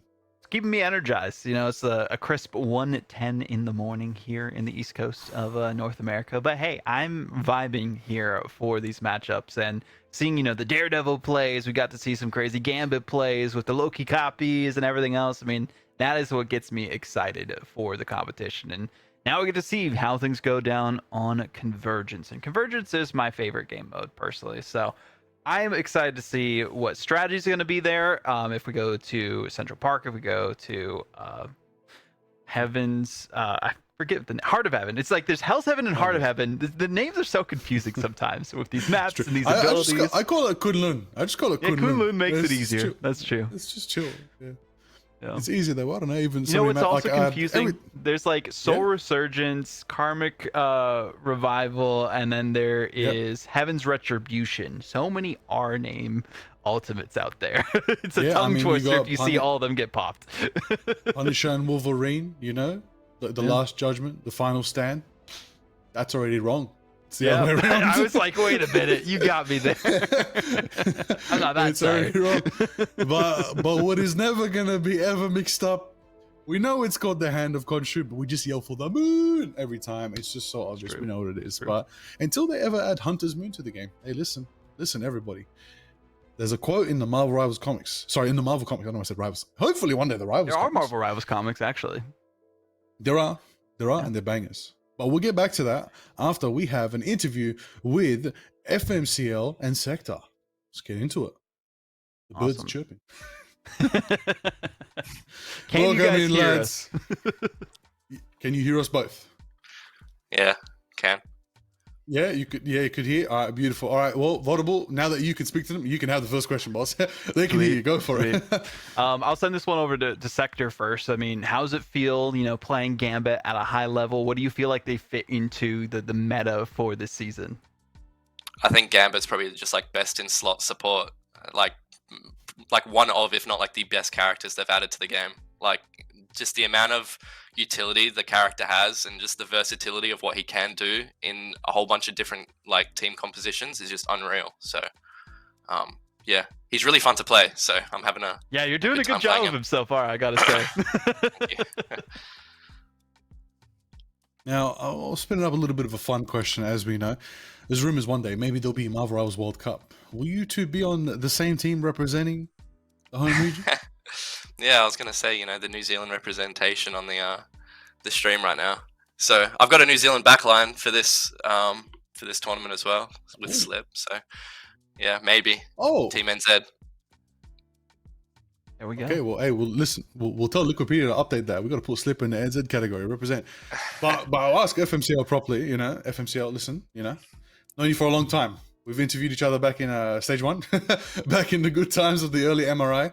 I want to know, you've had a crazy path, you know. Did you think that you'd make it here today after all the worlds you've been to? You know, you've been to China, Guangzhou, you've been to Atlanta in America. Did you think that you would make it back home to play on my silly event? Is it the best experience ever or what? Don't hold back. Oh, we can't. I can't hear him. I can't hear him. All good? Oh, there we go. No. Say it again. Say it again. It's all good now. Oh, say again. Say again. What I say? I said, yeah, I'll play in any tournament. It's all fun and games. I love just playing games. I'll just join whatever. There we go. Beautiful. That's it. You know, a question I have for both of you, since you're pros in the scene, looking forward to year 2 of Marvel Rivals competitions in the esport and everything like that. Why should people pick you guys up for their rosters for MRC and other things, depending on if you're sticking with your teams or if you're looking to go different directions? I mean, Seqtar, what do you bring to the table for those who might be looking for that next big piece to fit into the best team in OCE? I think I'm really adaptable. I can pretty much play like every single support or strategist, you know, in the game. And I'm like a pretty good IGL as well. I like to think so. So, yeah, I'm able to kind of like make those calls and kind of guide people in certain directions. So, yeah. There we go. FMCL, You feeling good? How are you feeling on that vibe as well? I mean, came back from Atlanta on top of the world. Yeah, I mean, I play every hero in the game pretty much, except maybe like Hulk. I don't play too much. And on melee DPS, I'm self-proclaimed the best in the world, so I'm pretty There good. we go. Self-proclaimed. You might have to rub away that self eventually. Yeah, man. People are noticing. The flex demon of the DPS. Duels Presents is just crazy. But you're both crazy players, and that's why you're here in this event, here celebrating with everybody. We want to thank you, lads, for the interview. We want to say good luck in the rest of this best of 5. May the best team win. May the best squad claim victory. You never know. It could be 3-0. It could be a reverse sweep. We're here for a show nonetheless, and we wish the best of luck to you and your teams. Any final words you want to say to each other and each other's teams? Good luck. Have fun. Yeah, good luck as well. Yeah. Bye-bye. There you go. Keep it cordial. Take care, I lads. like to see it. Yeah, I mean, that's what you expect, you know? They're from the same region. They want to be loyal. They're homies. All right, they're chilling. They're good vibes. We love... Hey, listen, a lot of people, you guys got to understand. OCE is not another name for Australia, all right? OCE represents Australia, New Zealand, and the neighboring islands, okay? And There you those go. two lads are from New Zealand. Many more folks out there play across our amazing region. And that's why we're here, to show them off. And hopefully, future events, we get to see Exactly. more of them. Having a good time. So there it is. Audible, we're going into map 3 between the clubs and diamonds. Think it's going to end? You think we're going to go to that map 4? Ooh. If it continues the way it did for the last 2, it will. But if it doesn't, then it won't. I mean, that's just how it's going to have to go here for That's the logic. diamonds. They need to figure out logic. their magic sauce here, to what the recipe is that they need to build for success. And so far, they're missing a lot of ingredients. Maybe they need to open up those cabinets and just pull them out and pour it all into the mixture and see what works. And we'll see if they come up with a disaster or if it's going to be a masterpiece. And that's what needs to come out from this side, is one or the other. And so far, we've seen middling success from them, especially in that convoy map for Midtown. So I don't think it's necessary like the picks and bans that haven't been going as well for them. I think it's because Gambit's on the table and it's really hard to pick and ban around that, right? Loki is so effective with the copies. We also saw Mantis getting banned out, so they don't want to have the extra damage with everything as well, and the extra fast ult charge being built too. I think that's always a thing in the mind of these players is, okay, they have the ult charge for Captain America. They banned that out. We saw it from both teams, but that wasn't the story of where we saw Convoy, right? Is that they had everything still available to them. They had the Atom Res. They still had the Invisible Woman that they could play as well, and worked out so well for them. Even with the one-sided Daredevil, we didn't really see much of it at all in that second map for the side of the Diamond. So I don't know. I'm curious what their strategy is going to be composition-wise going forward. I mean, Hella Namor, we saw a little bit of that in the first map, but I don't know if we'll necessarily see it in this one. It all comes down to what map they go to as well, right? Because different comps are better for different scenarios there. Yeah, I know. Obviously, like very unexpected to see the Triple Vanguard, Triple Strategist lineup coming out from the clubs, but they held it down and they stuck with it. I was like, okay, if it wins, it wins. Fair enough. But you know, as you said, the Daredevil didn't get to come out and play. Maybe that's the counter to Daredevil, just overwhelming beefy beasts in the front line. Could be. Makes sense. We saw the Wolverine earlier. Maybe if the map lends to a bit of cheeky Wolverine, Arako perhaps could be a benefit, but that's also going to bring out the Angela from TiniValkyrie in return. But just depends how you can match it, ultimately. I do think you need some maps that can play a little bit cheeky. Looks like we might be going to one where it's an absolute beautiful, beloved theme. Maybe. Is it going to be Clinter? It looks like it's going to be Clinter. We're going to Symbiotic Surface, aren't we? I love it. There we go. Good old Faithful. I mean, this is a great map to potentially end the year one showcase here as well, if it does go down. Because like this one's been in the game for such a long time. People know the different tactics that they can go for, instant portals, or if they want to flank around to the side. There's a couple different options that they can go for on that first capture point, and then there's just a brawl from start to finish afterwards. So, I mean, hey, a couple different options, and I just like every single one of them. It's a great Iron Man map. It's a shame Iron Man's FT. Sad days. Yeah. Sad days. Same with Ultron. Like playing some Iron Man. Same with Ultron. Paul, I feel like Iron Man barely got to enjoy being a good hero. No, not long at all. It just ended so quick. So he had like 30 days and he was cooked already. The But hey, speaking of being cooked, yo, with the double Loki ban, I'm vibing with that. Only one gambit apiece. Beautiful. Lessons have been learned. There it is. They have definitely been learned. Yeah, definitely. Invis is a strong band coming out from the clubs. That's going to deny a lot of potential on the Diamond squad. Mantis is just another safe protect. I hope they can run it. I'd like to see the attack boost from the Gambit, from the Mantis, put that on FMCL. I think that would be the key for them, if they can try to pull that off. But it depends. It really just depends if that's the ultimate plan, because so many factors hitting. Ooh, Daredevil banned. Emma That's protect. massive. Okay. I like these. Well, that's... Yeah. They don't want to have the one-sided Daredevil because of how effective that was last time where we saw it from Hypnotic. I mean, 29-3 with 13 final hits. That was the most final hits out of anyone. So they don't want anyone to have Invis women. If they can't have it, the other team can't, which makes sense. So now we get to see the Captain America on the other side of things too, because they do not want Captain America to be available to the others. So I'm curious what these final protects and bans are going to be too, if we do see a one-sided cap. For the other side, but no, they're sticking with that Karmic Revival, and that worked out so well for them too. So I mean, if you're the other team, you have to go and try and save the Adam Warlock on your side. So a couple different options that they can go for with it, but yeah, I think this is a good look for the clubs. Yeah, again, strong ban phase is everything right now. I really wonder, like, we've made these teams, mocking them up. Question is, do they have somebody who can coordinate bans on both sides, can make that really effective draft phase for themselves? That's the question. Yeah, true. I mean, listen, maybe in the future we bring him in. We'll work it out.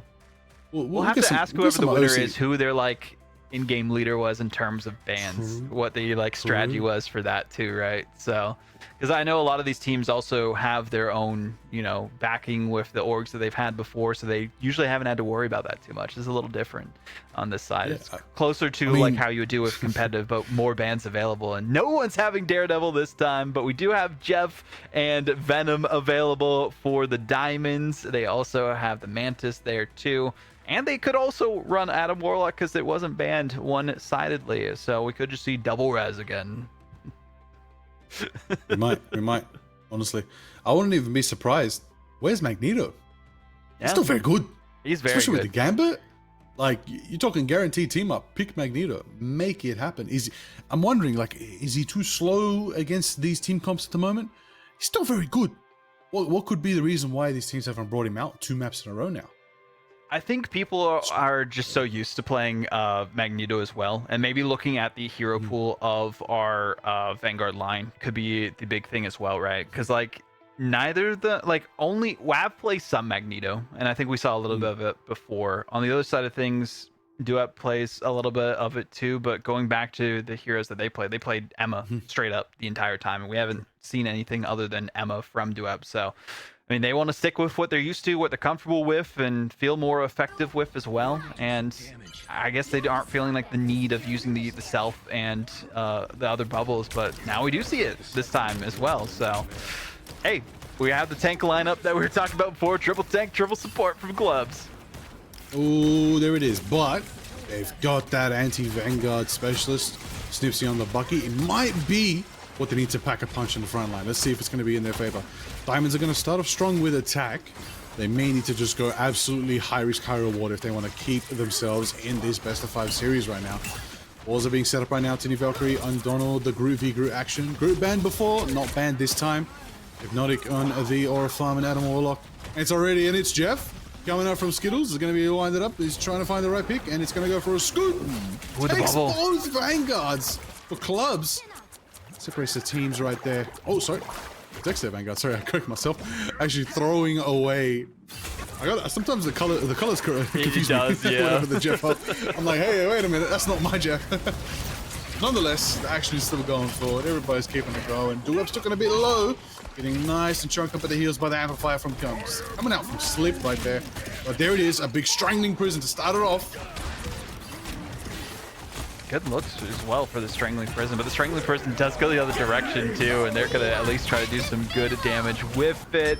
Karmic Revival comes through to keep them in the fight for the clubs and on the objective. First tick does go down for the Diamonds. So good sectioning off of the competition. WAV, Psionic Seduction to pull them off the objective, but the wall will try to block it as best as it can. Cosmic Yarn Amplifier as well, just for the extra sustain. The portal comes through again. They are dropping all of their resources on this first team fight. Diamonds know with time ticking down that they need to lock it down themselves. Absolutely do. A bit of a tactical portal positioning there, trying to block off. Club's going in for a cleaner defense. It's going to be a Jeff time, and Skittles goes for another scoop right there. Everybody's being pressured. Duop's going to hit the Sonic right there. Big focus going straight for the Diamonds. They're capturing it slowly and slower than ever. Duop's taking down off the point. That's going to finally let them get that second tick and hopefully lead to the third right now. Absolutely big picks from Snipzy on the Bucky right there. Even though they're brought back by the BRB beacon, they're just pouring in so much damage. So much so that they've already got another ultimate off. FMCL on the Gambit. It's the Royal Flush. Big Strangling Prison, but it's not going to be enough because they're denied. Everybody's just going in. Nagamoto. Massive Agamotto on that one to clean up the rest of the competition too. Cosmic Yarn Amplifier though from Slip keeps them in the fight on the objective. They can't get that final point. They're pushed off of it for now. Clubs holding it down, and Zykric just doing what they can. Meteor M onto Snipe, so they are vanquished from whence they came, and WAV just building up their ult charge, seeing if they can get Psionic Seduction to take them off the objective for now. But there goes down the big wall for the Groot. Makes it that much more difficult for them to stick things down, but less than a minute to go now. Diamonds, they have a couple ultimates available. It's time for them to use them for their prime strike on the objective. Absolutely right there. Big Sonic Seduction coming on out from WAV right there. Will it be enough for them to try to scoop up the clubs? There's just so much sustain in this triple Vanguard composition along with the strats. It's going to be in a big hits, Jeff. It's going to be 3. Hopefully, 3 of their teammates protected. It's going to be the Groot alone, the TiniValkyrie, low HP. Are they going to get pulled into a corner? Are they going to be able to hold it down? They're keeping alive. They keep it survived. The Bullock shield coming in from Zykric keeps Tini back. Tini went from 0 to 100. What a hero right there. Coming through from the clubs right there. So much sustain's pouring in, but FMCL is going to try to boost their team. Seqtar as well. Snipzy starting the Kraken impact, and they're going to try to go for the... Oh, it's barely enough time as the revive, the Karmic Revival does bring back their team. Hypnotic got it off. Does have the cocoon to bring themselves back into the fight. Another Kraken impact. Doesn't get the reset. Zykric's Meteor connects as well. It's overtime and over and out right there. WAV gets another Psionic in the singular fight. So much pressure, so much power pouring in from the Diamonds, trying to exhaust every resource they can to take the clubs down, but they're just holding through. So much sustained, vulnerable. The amplifier's up now. It is such a crazy defense from the clubs. They have not stopped fighting for this objective tooth and nail, and they want to close things out in style, and that's exactly what they are doing. Another big hold from Convergence. We saw it in Convoy before, and now it's deja vu again. Even with the Eats coming out to try and keep their team in the fight and get them out of these Groot ultimates, it just didn't prove to be enough. And I'd say MVP from that one personally was TiniValkyrie. The way that they were playing on the Groot, just putting up their walls, making sure that no one could take them off the objective. They were getting great heals from their backline as the triple, and nobody could deal with them. Every time, no one got the final hit on them. They still had like little bits of health whenever they tried to deal with them. And even when we saw Snipes, do what they could with their Kraken impacts, it just wasn't enough to clear out the rest of the team because the revivals, like you see here. Absolutely right there. 30 seconds to those doors open. This is going to be very, very tough right now. Very insane hold for the Diamonds. They can try to hold it down. Looks like they're going to answer the same call. They're going to pick up the phone and run the same strategy. They're going to be running their triple lineup as well. I was about to say not a duelist in sight, but you know, Zykric's still holding it down. still represented with a bit of Bucky action. I mean, at the end of the day, the FMCL and Seqtar both playing that Gambit. As we know, we're here to showcase Gambit, the new hero in Marvel Rivals, just to show off, you know, the craziness of this hero. He's defining the meta more than ever right now. So good. Such insane compositions, just enabling entire teams all at once. I think ult charge. The points required to build his ult, that's getting increased 100%. It has to, yeah. He ults too often. Way too often. too often too effective, and also helps your teammates build their own ultimate charges. I mean, that's why we saw so many from the rest of their team. So now the Diamonds, though, on the defensive side, eyes on Donald for what they can do as the Groot player this time, but a bit of a counter on the other one. Zykric looking for their own grab on the competition to take them away, but not enough just yet. We do have the Ensung Infernal available from Hypnotic, so I wonder if there'll be a combo come out at some point for that. And we do see Seqtar using the Royal Flush already, the fastest we've seen it built up so far, just because the massive healing and damage output from them, and it goes in with the Karmic, or Crack and Impact, Meteor M. Oh my goodness, they just are still keeping in the fight. It's a good res from Skittles just to keep in the fight themselves, and I do like this look from Diamonds. They're just mirroring their comp completely, but not doing it as well as they would like to against the clubs who just need one more tick. One more. Do they have time to portal? Is anybody there to stall the capture? Try to buy some time for Donald to hit that final pentagram on Farala, and it goes forward. Both teams are portaling right now. Zykric tries to hit the counter portal as well. Both teams are going to be insta-staying. It's literally a moment away from victory for the club. Sonic Seduction pouring in from Doep, aiming directly down path, and they push off the Diamonds, and they secure the victory here on the symbiotic surface, which means in this match, that is right, in the Champions of Power show match here in Oceanic Rivals, your winners are Team Clubs.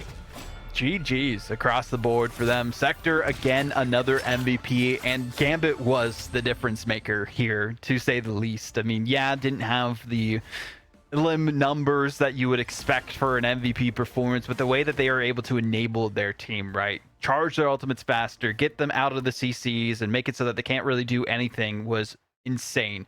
So great work for the clubs.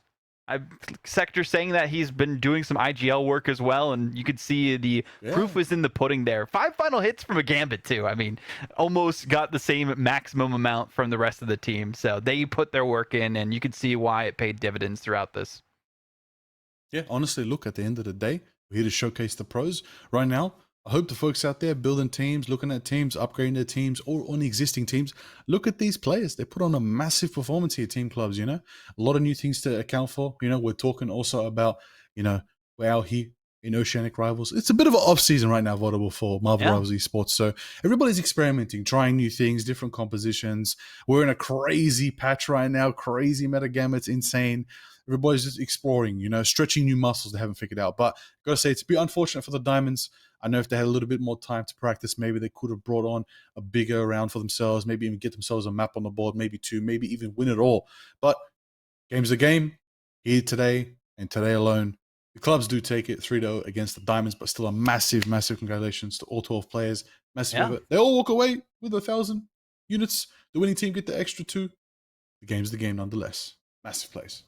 No, I mean, it just really showed the lethality of Gambit. I think that's the moral of the story from this series, right? If you have Gambit on the board and there's someone like Seqtar who can play them so efficiently and combo them with the different ultimates and the different abilities of these heroes and make it so that they're that much more of a lethal weapon to deal with because of how like utility based it is. Yeah, it gives you heals. Yeah, it gives you damage boost. It also, you know, cleanses you from CC and helps you charge your ultimate faster. It's one of those ultimates, if you can build it quickly, makes it just such a difference maker in these team fights, and you can see exactly proof in the pudding from these clips.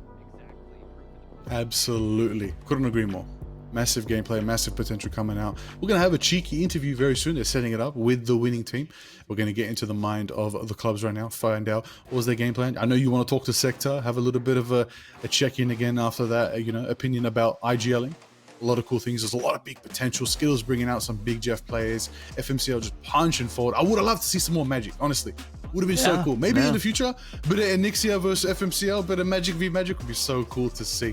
But that's the bout. That's how it is. Hypnotic putting in so much work early on that Daredevil. My goodness, that was a standout, honestly. MVPs in mind, Vodable? Anyone interested in you right now from the clubs? Who's the big standout? For clubs, I'd say it's got to be Seqtar, right? Because of how effective they were on that gambit, it made it so that the rest of their team could just do whatever they wanted to, right? Enables them. That's what the strategist that has been introduced in this patch has been able to do. And because of Seqtar, everyone just was free reign with diving in, didn't really have to worry too much, even with all the like mayhem that happened before that first capture point on Clintar, like just keeping them on the objective, making it so that they charge their ultimate faster, and the timings of using their royal flushes or the cleanses when they needed to was massive. Couldn't agree more, honestly. Couldn't agree more. Gotta say, a lot of potential coming out from that Snipzy Bucky. He did give us signs of hope. Bit of Donald Strange. I would love to see some LeBronald. I feel like I was missing that. Would have been cool to see it. That was something I was personally hoping to see, a little bit of Duep and Donald versing each other on the Magneto. Or maybe that's a few months ago. Different era for them, trying new heroes. Diversifying their hero pool, of course, which is important for pro play. But yeah, Gambit is a factor to consider here. So much presence coming forward. You know, multiple players played Gambit. You know, we had some duels flex onto the Gambit role as well.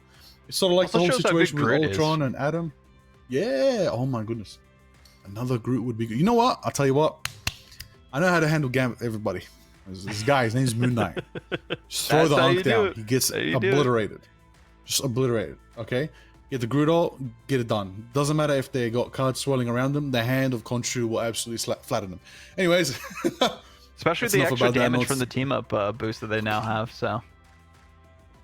Look, I'm just saying. I've been yapping about Moon Knight full copium for the whole year. He's good. He's good now. I mean, he was always good, but he's great now. Yeah.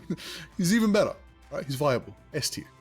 Maybe A tier. We'll Play discuss it Moon later. Knight. Anyways, That's the moral of the story. Just play Blade 2. No, I'm joking.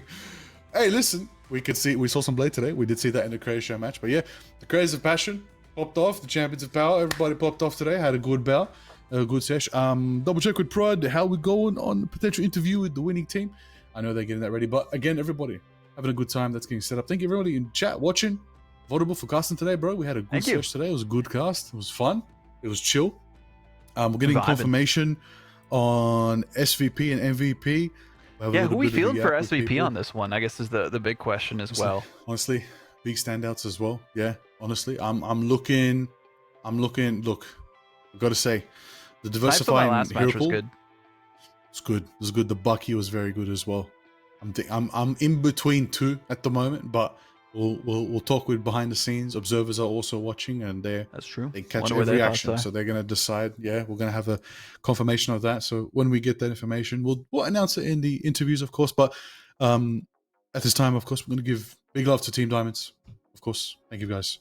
Massive effort nonetheless. Gave it their all. Still made them work for it. Gave it their all, exactly. But it's the clubs that took victory here today to end the night in the Oceanic Rivals love letter to year one. So we're going to get set up. We're going to jump into this interview with the clubs in just a moment. Looks like we're getting set up now. We'll have a yap and we'll get to see them on screen in any moment. Hey, is that the clubs? Is that the clubs? Yo, one moment. We're just getting set up. I believe we're going to have a little bit of a in-game interview. You guys are in-game, all set up? Yeah? Okay, all right, awesome. Well, starting off, congratulations to this team, the clubs, the pro team here in the Champions of Power show match. Round of applause for you guys. Absolute big dub. Taking it home, ending the night. Thank you. There we go. Oh, look I like at the them setup. all on This there. is dope. Oh, that's fire. Are they set up? Oh, we're getting a cinematic. Okay, well, yeah. Votable. Anything you want to ask them? Look at the aura. I know you want to speak to Seqtar, definitely. Yeah, my big question was, who was leading the ban phase for you guys? Because I know, like in professional series, you typically have like an analyst or a coach that's doing that. Who took the mantle this time? There we go.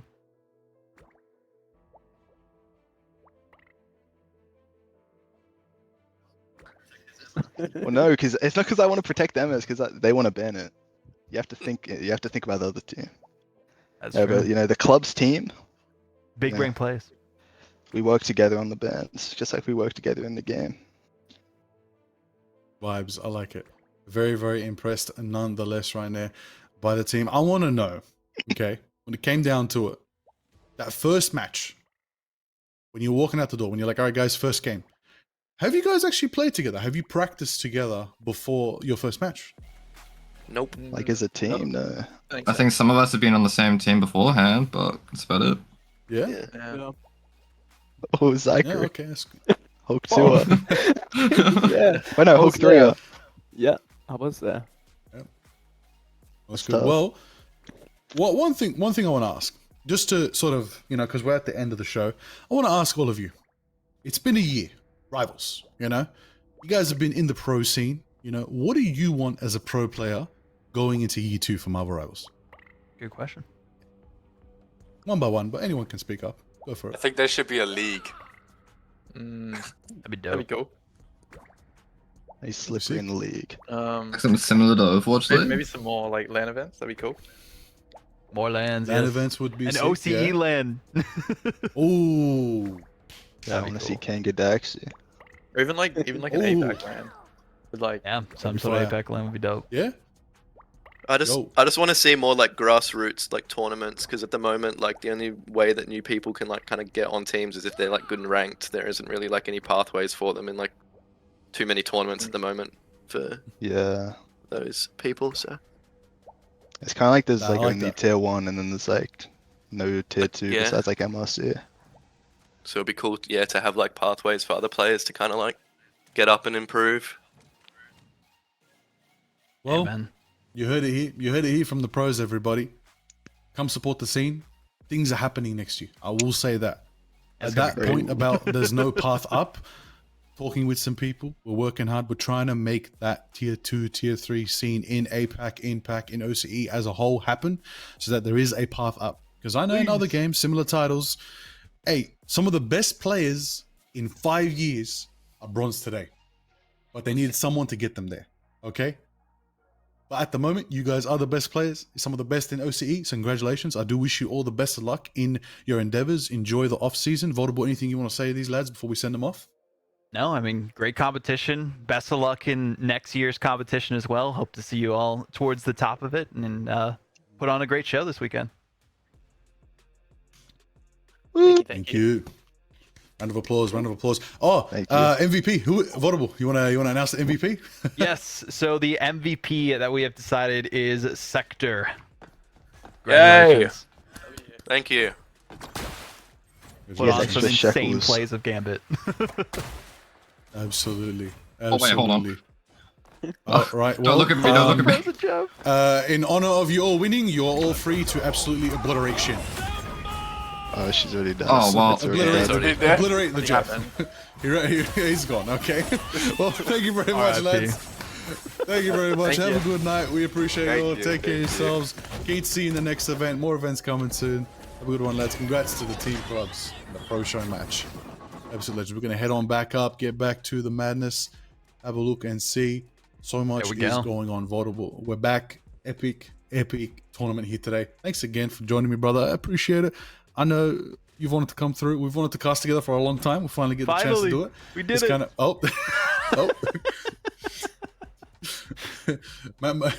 Daredevil's going back to being a lawyer. He's going to sleep. He's going to Matt Murdock for a little bit. He needs a break.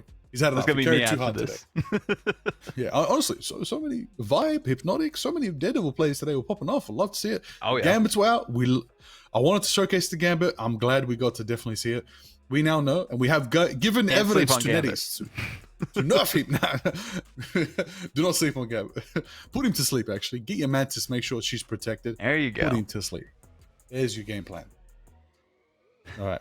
Now, we also got to do the SVP here real quick, too, for the other team. So I believe the SVP that we have decided in the back end is going to be FMCL. So congrats to FMCL. You do get some extra credits there for yourself. But, we do have to thank everyone who's been involved in this production, who's been involved as the players, creators, and who has made this all a possibility for Oceanic Rivals, a level editor tier 1, and anyone who's been involved in the OCE or even Apex scenes out there in Marvel Rivals. People supporting, people playing, people watching the competition. Thank you all for being a part of this. It's been amazing to see. Absolutely amazing. I think if Prod wants to, we'll show off to all the teams. Big shout out to all the teams, team clubs. So good team clubs. We're talking about TiniValkyrie, zykric, Hypnotic, Seqtar, Slipperi. What was the team though before that was on my screen? Was it the hearts, the spades? It was the diamonds, I think. The diamonds, the diamonds. Donald, Wav, FMCL, There Snipzy, Bubblecuh, Skittles. Shout out to all of them. Absolute legends. Absolute popping off. We'll go back to the creative teams. Spades. Imperator, Burnski, and Nixie are vibrated. RKO and Kaplunk. Absolute legends. And then last but not least, the hearts. They had the heart. They brought it home. They put on a show. Solos, Daryl, Zaza, Ominous, Cody, and TzTamer. Massive, massive presence from all these players. If Prod can, we have a graphic. We put it on Twitter. If we can pull up the production graphic, I want to thank all the people behind the scenes as well. Oh, of course. why is Imperator in OC show matches, bro? Dude, what? Hey, I have the same question as Imperator. Hey, Votable, what the hell is in Arlington, bro? Is that a place? Yes, it is a city in Texas. that is a city name. I was like, what is that? Oh, that's funny. But yeah. Shout out to the broadcast team. Shout out to the broadcast team. We were all there. Absolute legends. Big up producers, replay ops, observers, everyone doing it. Social media team were on point. Yo, if you tier one. Hey, this is some of the best clips are out there, guys. Check out the HSP socials. The clips are out there. You can watch them back. Some of the best moments. It's absolutely beautiful. Well, according to the voices in my head, I believe it's time for us to wrap up and say farewell to everyone. But on the way out, we are also going to show a nice highlight reel to wrap it on up. Daxu in the chat. Daxu helped us organize the event, rallied all the pros, absolute legend in the scene who is also on Vulcan Red, a pro player. We always got to appreciate everybody trying to keep it alive, trying to keep the scene going. There's a lot of people stepping up this year to try and keep this scene alive, get that tier 2, tier 3 experience so that everybody can find their way to tier 1 one day and realize their potential and dreams. But, Votable, the floor is yours, boss. Anything you want to say to the world out there? No, I'm just excited to see more competition in year 2 for all the regions involved in Marvel Rivals. Like anyone who's like played, participated, even interacted with all the stuff that's been on socials for that, and like made sure to keep pushing the scene. That's what you got to do. You know, have that grassroots like we see here, and also play in the big competitions. Sign up for MRC, sign up for Ignite if it comes back or whatever's next year for it too. I mean, just having the numbers helps make it so that they're more likely to support things. So show up is the big thing. That's the best you can do to just support the scene in general. And you can check me out at Votable on all socials. I should have a new episode of Rivals and Rants coming out in a couple days' time. Got Moxie, Dan, and Shibby. Not Iron Shib, but the other Shibby, my duo for Collegiate Marvel Rivals. So definitely tune into that. I also got some cool announcements coming soon with some other stuff I'm working on. But thank you, Liger, and thank you everyone for having me here. It's been an honor to be a guest here in Oceania. No, it's been an absolute honor to have you, of course. Always want to cast with you for a long time. Now we got to do it. Good vibes, good synergy. Everybody, we hope you enjoyed the show. My name's Liger. I was joined by Votable. That is the Oceanic Rivals. A love letter to year 1. Sealed, signed, put it in the mail, put it in the post. See you next year with another Marvel Rivals event. Or maybe sooner than that. We don't know. I think Abe's going to be in production slapping me if I try to force him to do another event. So we'll relax. Take it easy. Zoom back out. Zoom back out. Let me do the outro. Let me end the show. Zoom. Yeah, that's it. Yeah, that's it. All right. Thank you very much. And with a big energy boost, thank you everybody for coming through to Oceanic Rivals. We hope you had an amazing night. Thank you to all the players, all the production, all the staff, everybody involved, all the viewers in the chat, all the watch parties. Hi to all the streamers doing a watch party. Thank you very much for coming through to the event. We hope we put on a show. I'm sure we definitely did. It's about to go off. It's about to go down because it is done and dusted. Thank you for coming through to the event. Good night. Goodbye. We love you. Take care of yourselves and stay marvelous.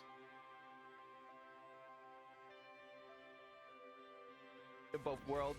Pretty much a solid counter against it, but a KO still comes out either way. Downside seduction here as well, making it so the Hulk is a moot field onto the objective, but the Heart's still holding things down. Ayabagamoto doesn't really manage to get anyone. Does get at least a pick though, at least, so that'll be huge between both teams, but Rated RKO tries to keep them in the fight and not use their ultimate too soon, but they are going to moment to use it so that they can secure the point if they even need to. Stains using their own support ultimates. Ayabagamoto. Gambit's just repeated moves. Oh, speaking of repeated moves, big Strangle Prison right there. TzTamer holding it down. That's going to take one pick. Fed both worlds from RKO does keep the rest of the team nice and healthy, though. There's 4 left for them to stall. Let's see if it's enough. By a vibe. And everyone's pushed off the objective for Hearts. They're finally forced off of it in the first checkpoint. There's one last touch. I thought they were going to get it there for a moment. And everybody's going forward.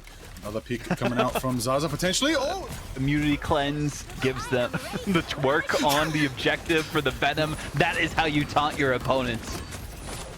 Is the ultimate meat shield on the pushing factor right there. Big crunch coming out, big face Zaza in time and denies Onyxia another pick.